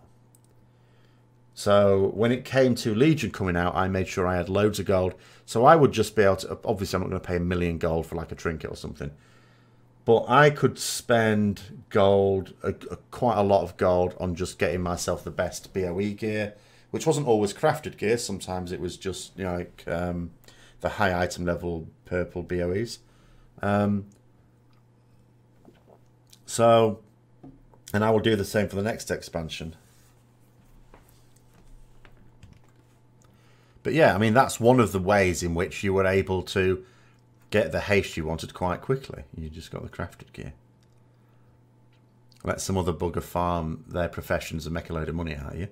And you've saved up all that money to spend, all that gold to spend, getting yourself raid ready really quickly. Same as on another character.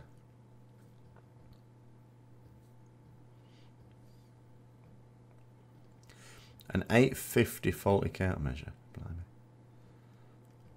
Alright. You can't find stat weights with the updated SimCraft.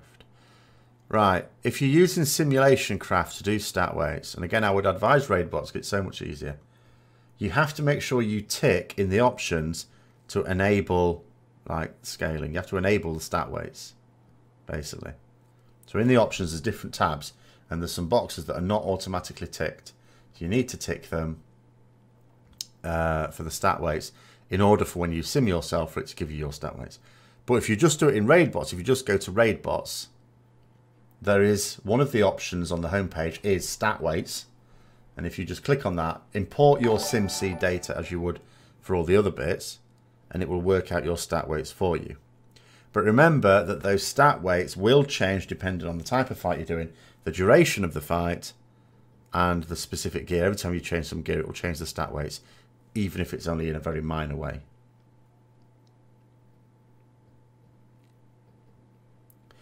Do I have an opinion on how strong secondary stats are in Legion? The balancing is not as bad for us as it is for lots of other specs. There are some specs where, of course, it is very badly out. But even for Rets, you know, you still... It was really bad at the start of Legion. Like, there were people, myself included, getting rings and necks that were like 40, 50 item levels ahead of what we had. And it wasn't an upgrade. That was shocking. Absolutely shocking. They have improved that, but they haven't solved it. So it's still an issue that you can get an item that is significantly higher item. Like Blizzard always say, it will definitely be an upgrade. Well, actually, I think to be fair, they put a caveat in it. Almost definitely an upgrade if it's 10 item levels above. But frequently it's not. I've got plenty of gear that is more than 10 item levels above what I'm wearing, and it is not an upgrade. And I'm not talking about tier set bonuses, although that's an issue. But I'm not talking about that. I mean, like rings and necks. You know, I've had rings and necks recently that have been 20 eye levels above what I've got. It's not an upgrade. It's a downgrade, a significant downgrade, in fact. Not even roughly equivalent. And for Retribution Paladins, our secondary stats have been tuned fairly well. They're okay. I think the reason for that is that our secondary stats don't do extreme things. With some classes and specs, because it should be easy to balance secondary stats. It's dead easy. If you can see that, say, in our case, say Mastery, significantly behind the others, it's easy. You just increase the amount of Mastery we get per 100 rating. Piece of cake. But if they do that with some specs, then what they're obviously fearing is there's a potential for someone to load up on a particular stat and do something really bizarre. As used to happen. Like, you used to get a situation, I remember, like in MOP particularly, was bad for this. Like, at the start of the expansion, warriors, like DPS warriors, weren't that great because they didn't have very much crit. I think there was something similar with fire mages as well. Some sort of mage. But then by the end of the expansion, they had loads of crit, and they became really overpowered because of it. So, in Legion, they sort of tried to avoid that. But it creates this situation where you cannot tell whether an item is an upgrade by the item level.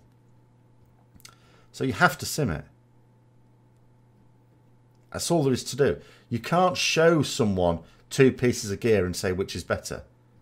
It's not possible. You've got to sim it. That is the message of Legion. That is the way the game is going to be played now. You must sim it. 910 haste stick better than a 930 crit stick. Well, there you go. And actually, crit is a very good stat for us as well. So, you know. Oh, well, sockets are worth a certain amount as well, of course. Especially now it's 200 gems. 200 gems makes the socket worth even more.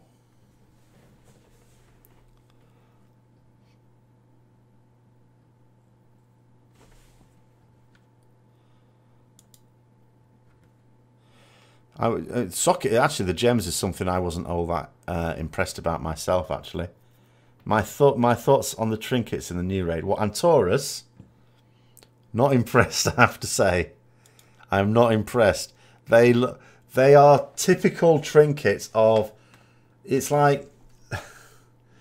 They've created... Like, the thing is, with trinkets, they always have to think of innovative features on trinkets.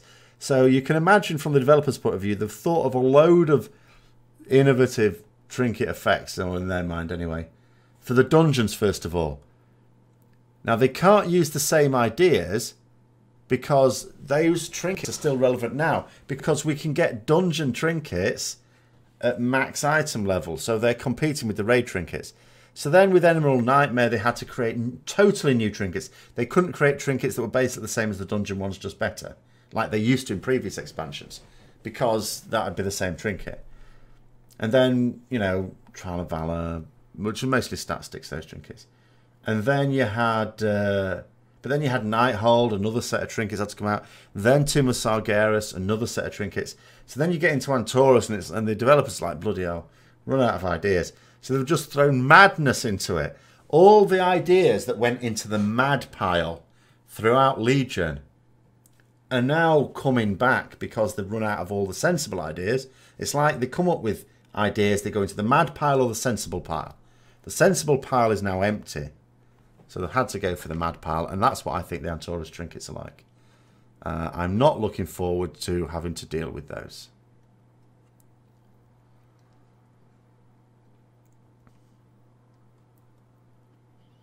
I'm sure the thing is, if they were underwhelming, I wouldn't mind as much, because to begin with, at least, we'll still get to use the Tomb of Sargeras trinkets. My fear is that they actually, on paper, are powerful and you use them, but they're totally up to RNG. You know, like, are they going to proc at good times? Are they going to proc at bad times? And when they're not proccing, they're of no use to you, because as you say there's trinkets there without any base stats on them, so there's no passive effect on them. They either do their stuff or they're useless. There was a time when you could change trinkets in combat, wasn't there? But, God. No, I don't like them. I do not like them. Like the Tomb of there's a lot of things about Tomb of Sargeras. It's like really weird.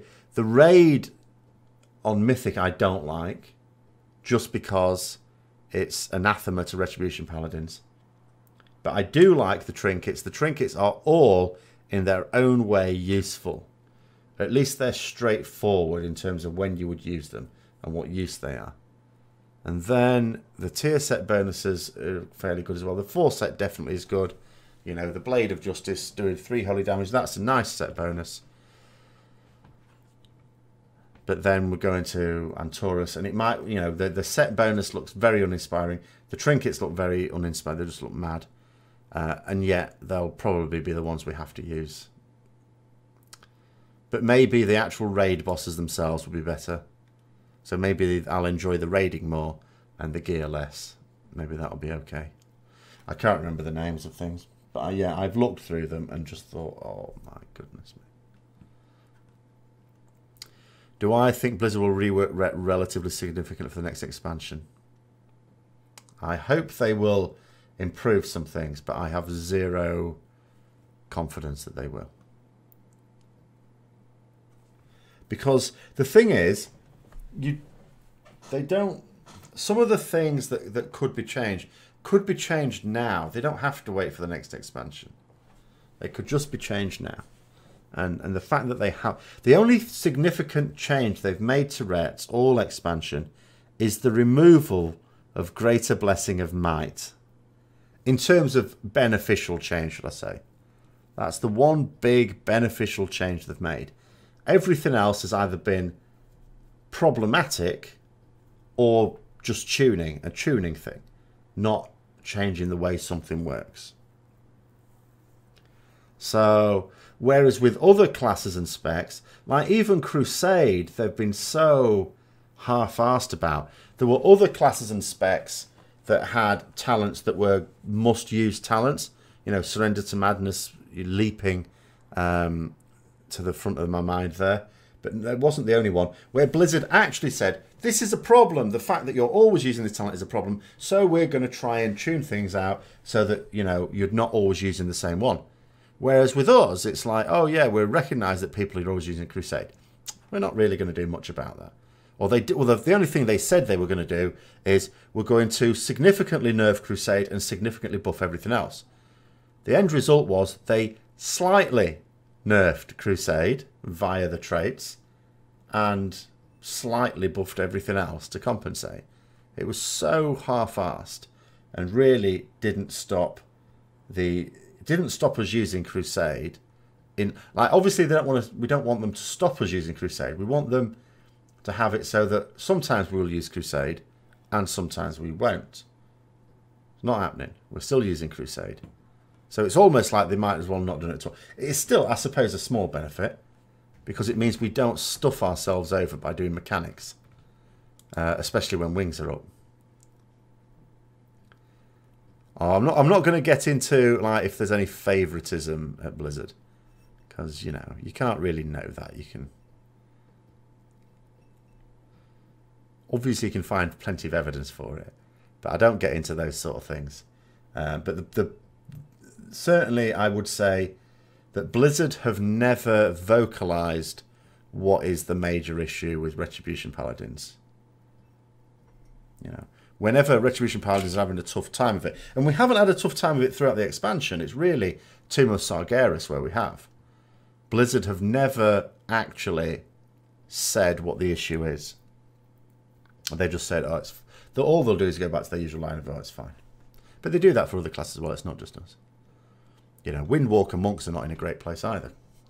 You know, I have to spare a thought for them.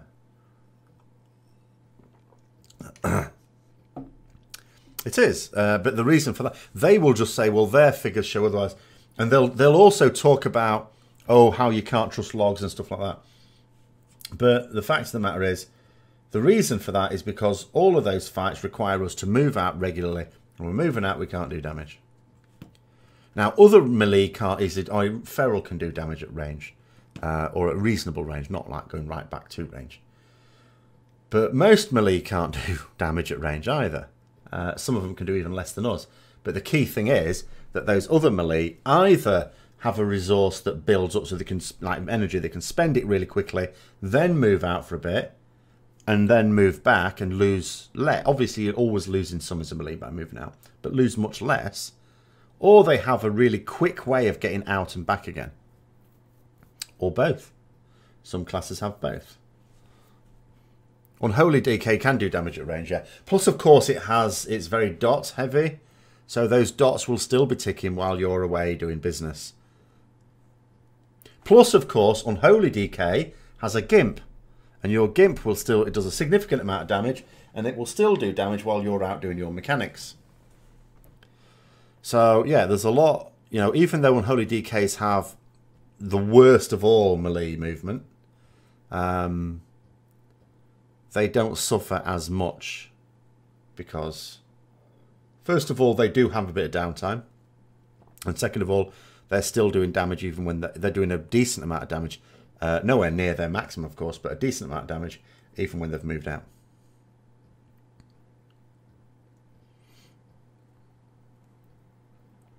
%16.32% haste. You really shouldn't have that low haste. Now, even if you're a new player, feels like your DPS is great during Heroism. Well, that's because all of a sudden you've got haste. The only times you've got any haste at all is during Hero or Crusade. But when you lose that, your DPS is dropping so much. It's going... Well, the thing is, everyone's DPS drops, you know, after Crusade, because you're not doing as much damage. But in your case, that's too low. You're going to have to get different gear then. I don't understand. What's that 932 EQ? Is that... Are you... Sorry, 936. Are you saying you've got 936 item level equipped and you've only got 16% haste?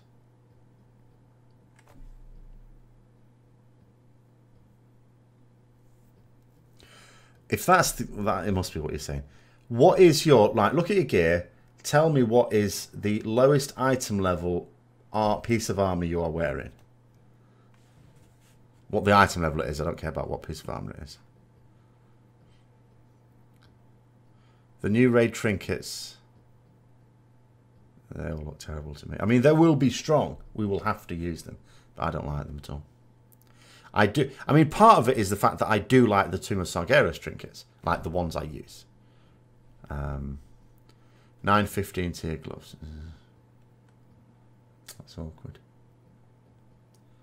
Because if you had a fairly low piece, you could at least just get some craft and then you can get whatever stat you want. I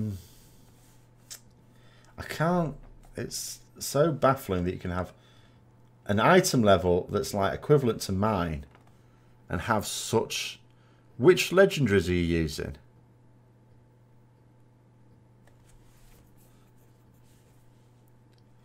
I mean, I'm 938, 9-ish.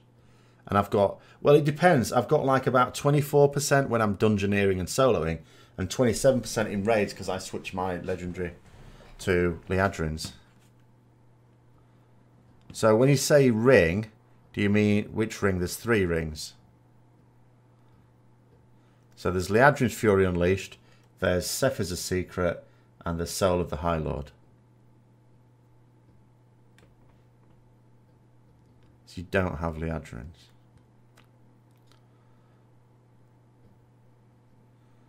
They're not ideal.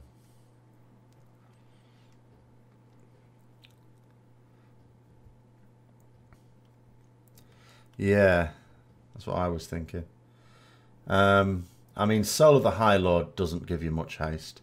I mean, my haste drops about 3% when I change from Liadrin's to Soul of the High Lord, which is what I wear for dungeons and for raiding. For solo, sorry. Yes, High Lord doesn't have very much haste. It's baffling to me that you can be wearing a combination of gear with so little haste. I'm assuming I'm assuming all your sockets, if you have any, have 200 haste in them, and that all your enchants are haste enchants. Not that there's many enchants these days. Ring enchants basically is what I mean, isn't it? It's the only thing you can enchant now with haste.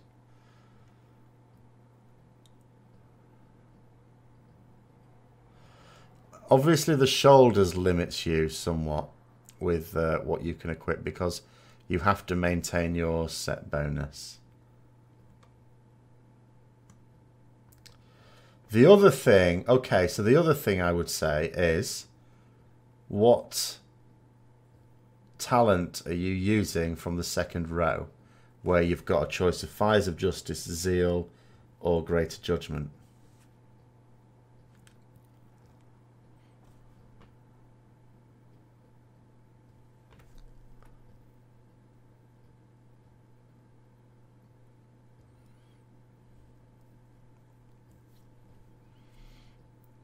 Then I would switch to Fires of Justice. I can't believe Zeal will sim higher than Fires. Certainly it won't, because it's not. I would switch to Fires of Justice. Unless the sim is telling you Zeal is worth way, way more, which I doubt at that low haste.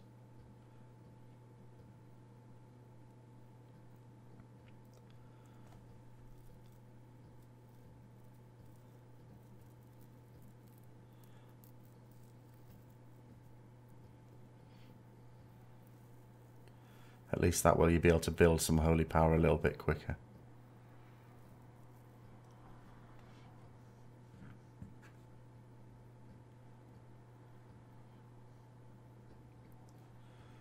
Because the thing is, you'll also be getting potentially less use from the Netherlight Crucible traits, because the good Netherlight Crucible traits tend to be procs that increase with haste as well.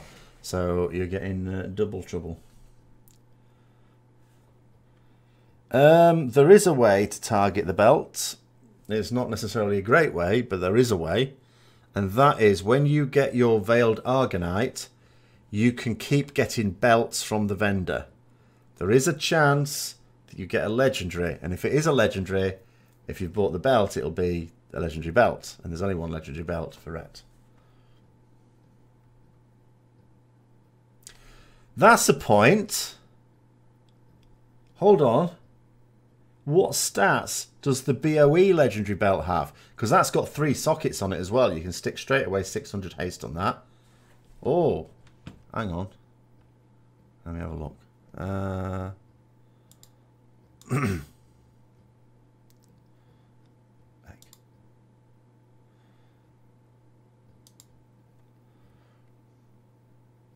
The mastery is not ideal. Might be worth simming that as a replacement for, say, your shoulders, because the effect on it is not that great, but at least it's got haste on it. Question about seat. I don't think you mean seat. Hold on, let me try and work it out. Am I using Divine Hammer too? I use... It depends. I think to myself with the affixes, is this going to be a boss is going to be the trickiest, or a trash going to be the trickiest? This week it's been Tyrannical, and the 2 Mythic Plus dungeons I did were Maw of Souls and Darkheart Thicket, neither of which have problematic trash. So I didn't use Divine Hammer this week.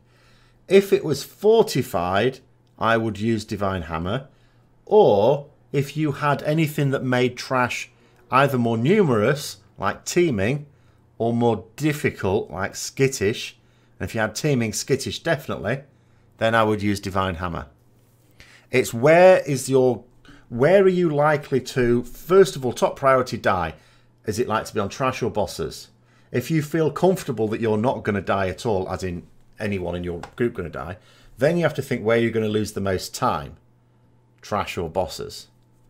And if you need to focus bosses, then you take Blade of Wrath and Zeal. And if it's, like I did this week, but if it's trash that's going to cause you the trouble, then Divine Hammer and Greater Judgment is what I prefer at the moment.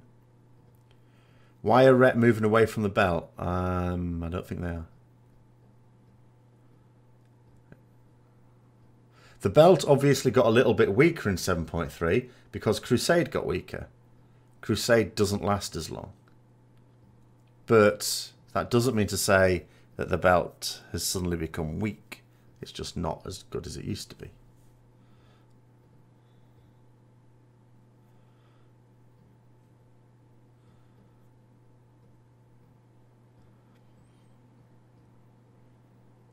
If I was doing a normal or a heroic dungeon, I would always use Divine Hammer because the bosses will die in seconds.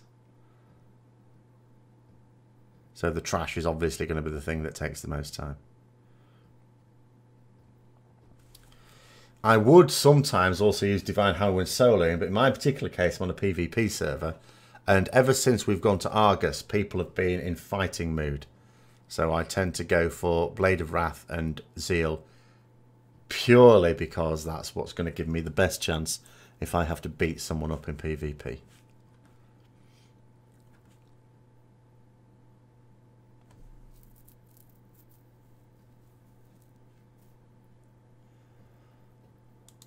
I'm just going to look at one of my character that I know has the legendary belt.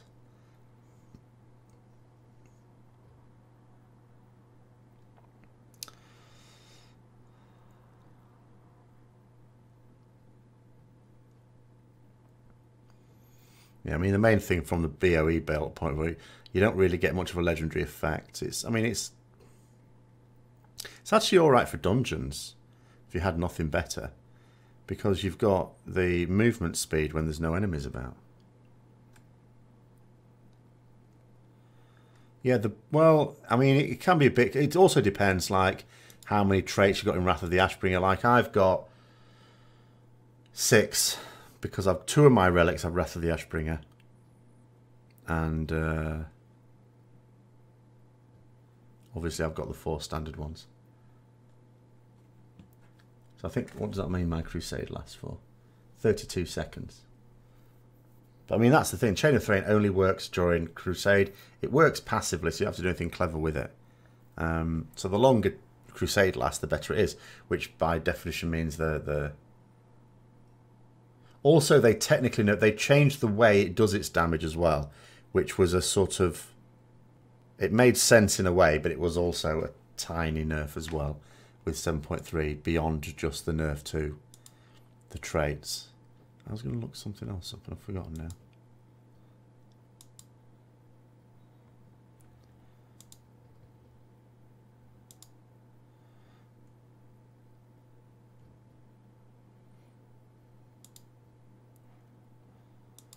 Oh yeah, people using belt or not.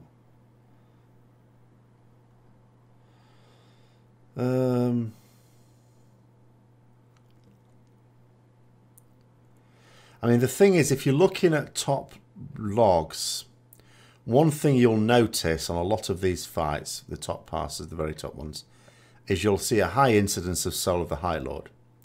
That's not because Soul of the High Lord is better. It's because it's RNG. So you will have greater extremes. So if you want to get rank 1, basically what you need to do is to prepare to do what you do every week and wait for that one really lucky set of procs, which you can get on Divine Purpose. So people will use Soul of the High Lord, not because it's it's by far the least reliable, but because when you get lucky, you get very lucky. Like I was doing, what was I doing? There was a fight on this week when I was using it, and I had like 7 procs in a row, and it was during Crusade as well. We wiped, so it was no use in the end. But nonetheless, that's the sort of thing that can happen. And if you get that happening that week, all of us, and you're doing everything else you need to get rank 1, then you are getting rank 1.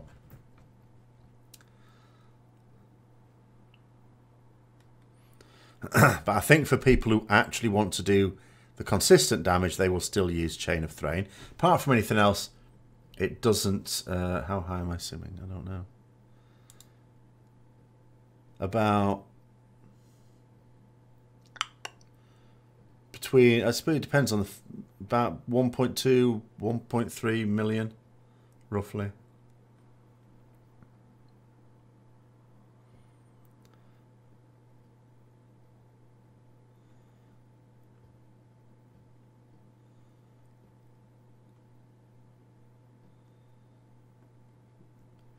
Depends on exactly what combination of talents and gear I'm using. But somewhere between 1.2 and 1.3, I think, at the moment. Simming, not doing.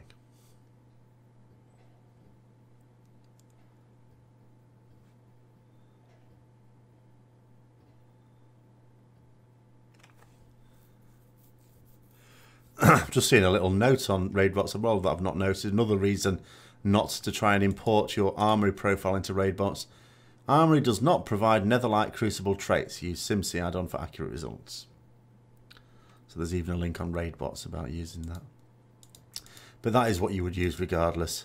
Like, the armory never seems to have been super... Like, I remember when I was doing my Simcraft add-ons at the start of Legion, you know, because the armory wasn't even updated for artifacts, weapons. There was loads of stuff that the armory wasn't working for. It took them months to get the armory working for Legion. And then, like, it sounds like they still haven't, because it's not even... It can't even cope with Netherlight Crucible stuff. Mad, isn't it, that their own systems can't cope.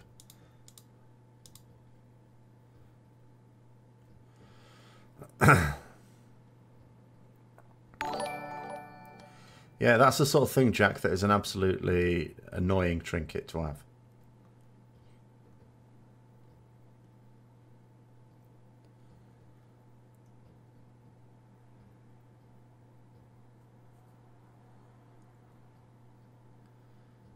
Yeah, but some people... Yeah, but what if we don't need AoE? And it might not be good AoE. Every second for 10 seconds. A lot of the time, when you've got an AoE situation, the ads are... Like, if ads are going to... You think of a fight where ads stay up for 10 seconds. The only time ads stay up for 10 seconds is when you're not allowed to AoE them. Like the ads on Mistress.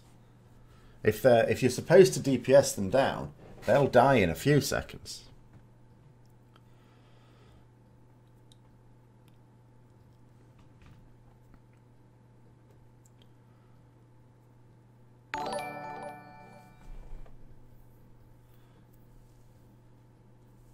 Well, the legendary trinket is obviously the best trinket anyway, but that's just because it is legendary.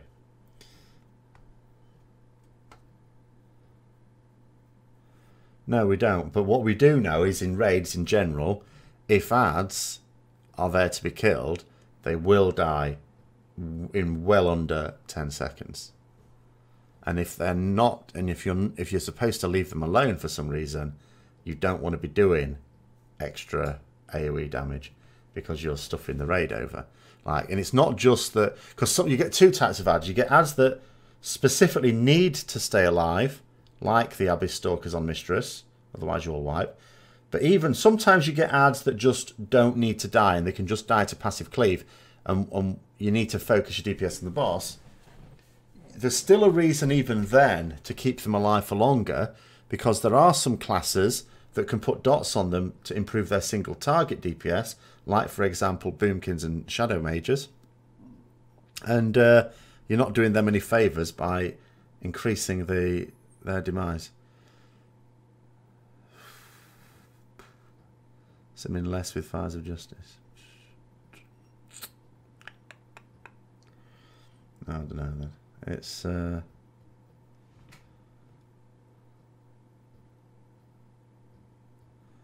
It's a significant difference, isn't it? You just... I don't know, it's just really weird, this combination of gear that just has such low haste. You'll just have to hope for a very nice upgrade at some point that has a load of haste on it.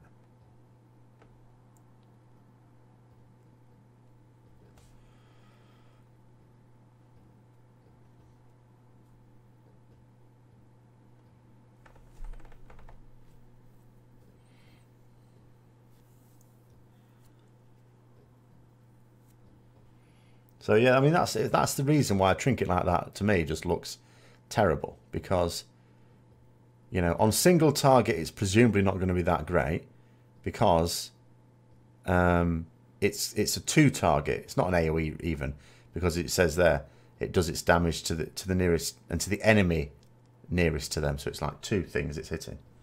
But in a 2 target cleave situation, I mean if you have a 2 target cleave boss like. When have we last had? I mean, I know Demonic Inquisition, but it's not really because you move them far apart after the first few seconds. Did we have one in Nighthold? I can't really think now. We didn't even. Yeah, see, Demonic Inquisition though, you move them apart after the first. But when the first Fell Squall's out, you want them apart. So you could use this at the start. And then after, well, actually on Mythic, but then again, it's padding damage, isn't it? So after that, you would probably hit one of those little lads that spawn when someone comes out of the cage. But that's useless damage.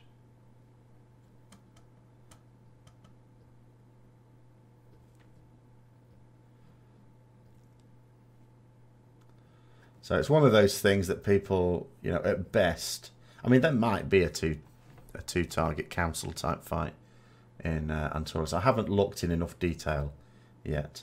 Like at the moment, I'm not even an expert on all the fights of Tim and Sargeras. I'm certainly not going to be looking at Antorus because I don't even know like enough on. If I was going to spend time looking at bosses, it would be Mythic Kil'jaeden, which I've only had a bare look at the moment. Although I should start to have a look a bit more because we could potentially get onto it on Monday. What one? I don't like any of the ones in the new raid at all. I see, like, because I compare them all to the ones I have, and when I look at the ones I have are straightforward. They do what you'd want them to do. They're straightforward. They're not down to RNG.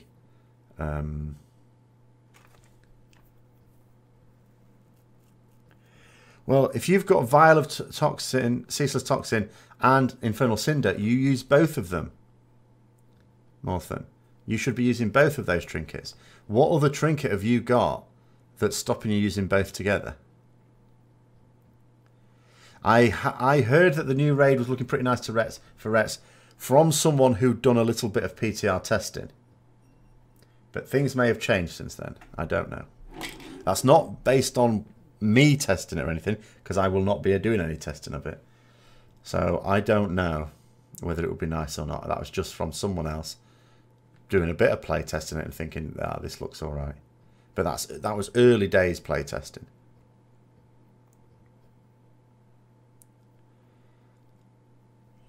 I mean, I hope it is. But even if it is, let's say, and it's all fine, the danger is still there that a raid tier could keep coming up every now and then, where just the nature of the way Rets works is really bad.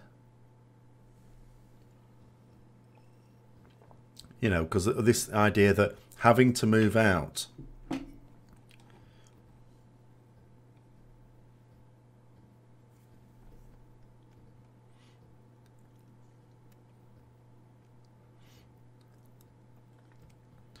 But anyway, we're coming. This is we're just over 2 hours now, so we'll get the last few questions in. Just waiting for Morthan to respond with what his other trinket is that is knocking out that Cinder and Toxin, and anything else anyone wants to throw in before we close it to an end in a few minutes.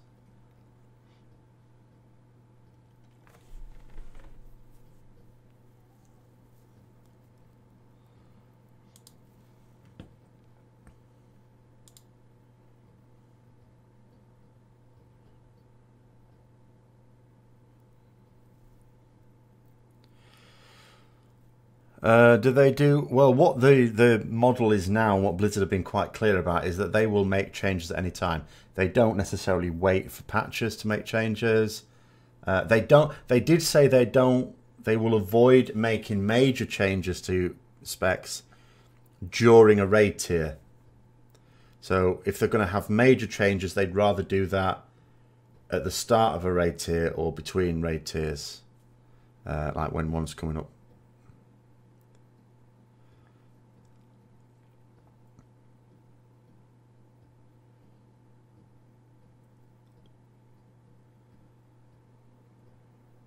Hang on a minute. Are you telling me that you are simming higher DPS than me with 16% haste? That's depressing. I can't. It would do my head in trying to cope with that little haste.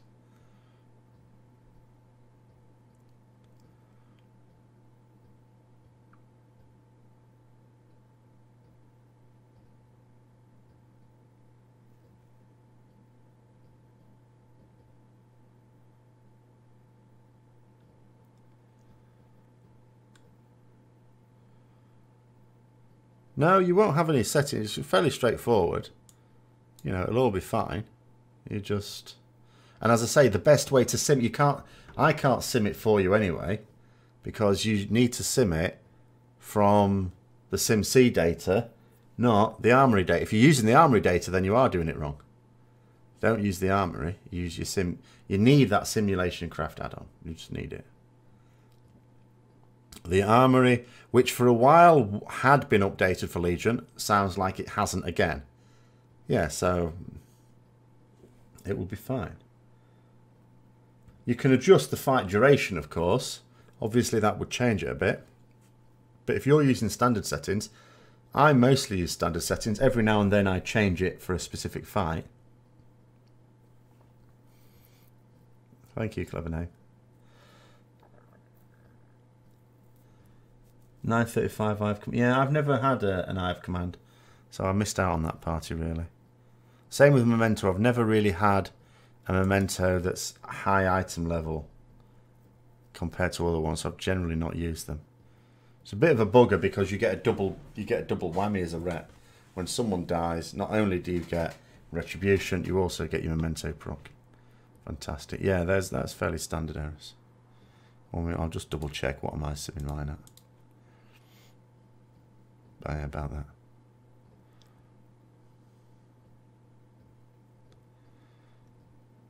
Actually, I'm simming mine at the moment at 6 minutes, roundabout, because I'm onto the longer fights now anyway.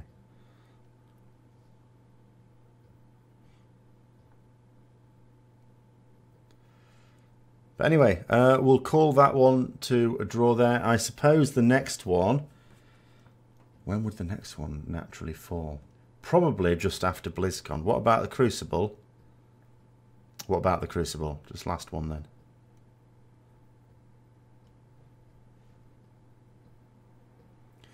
The time to use Memento is when you know people are going to die. If you've got a fight where you know some people are going to die, but you'll still kill the boss, that's the time to use Memento. The Crucible, as far as I know, see, I'm not someone who works on it. No one has said, no one has warned me off the Crucible not being up to date on Simcraft. So that will be okay. There's certainly nowhere else you can go for it to be better. But yeah, as far as I know, obviously Blizzard changed the traits. They nerfed and buffed them at the start of the week. But that should all be now working again.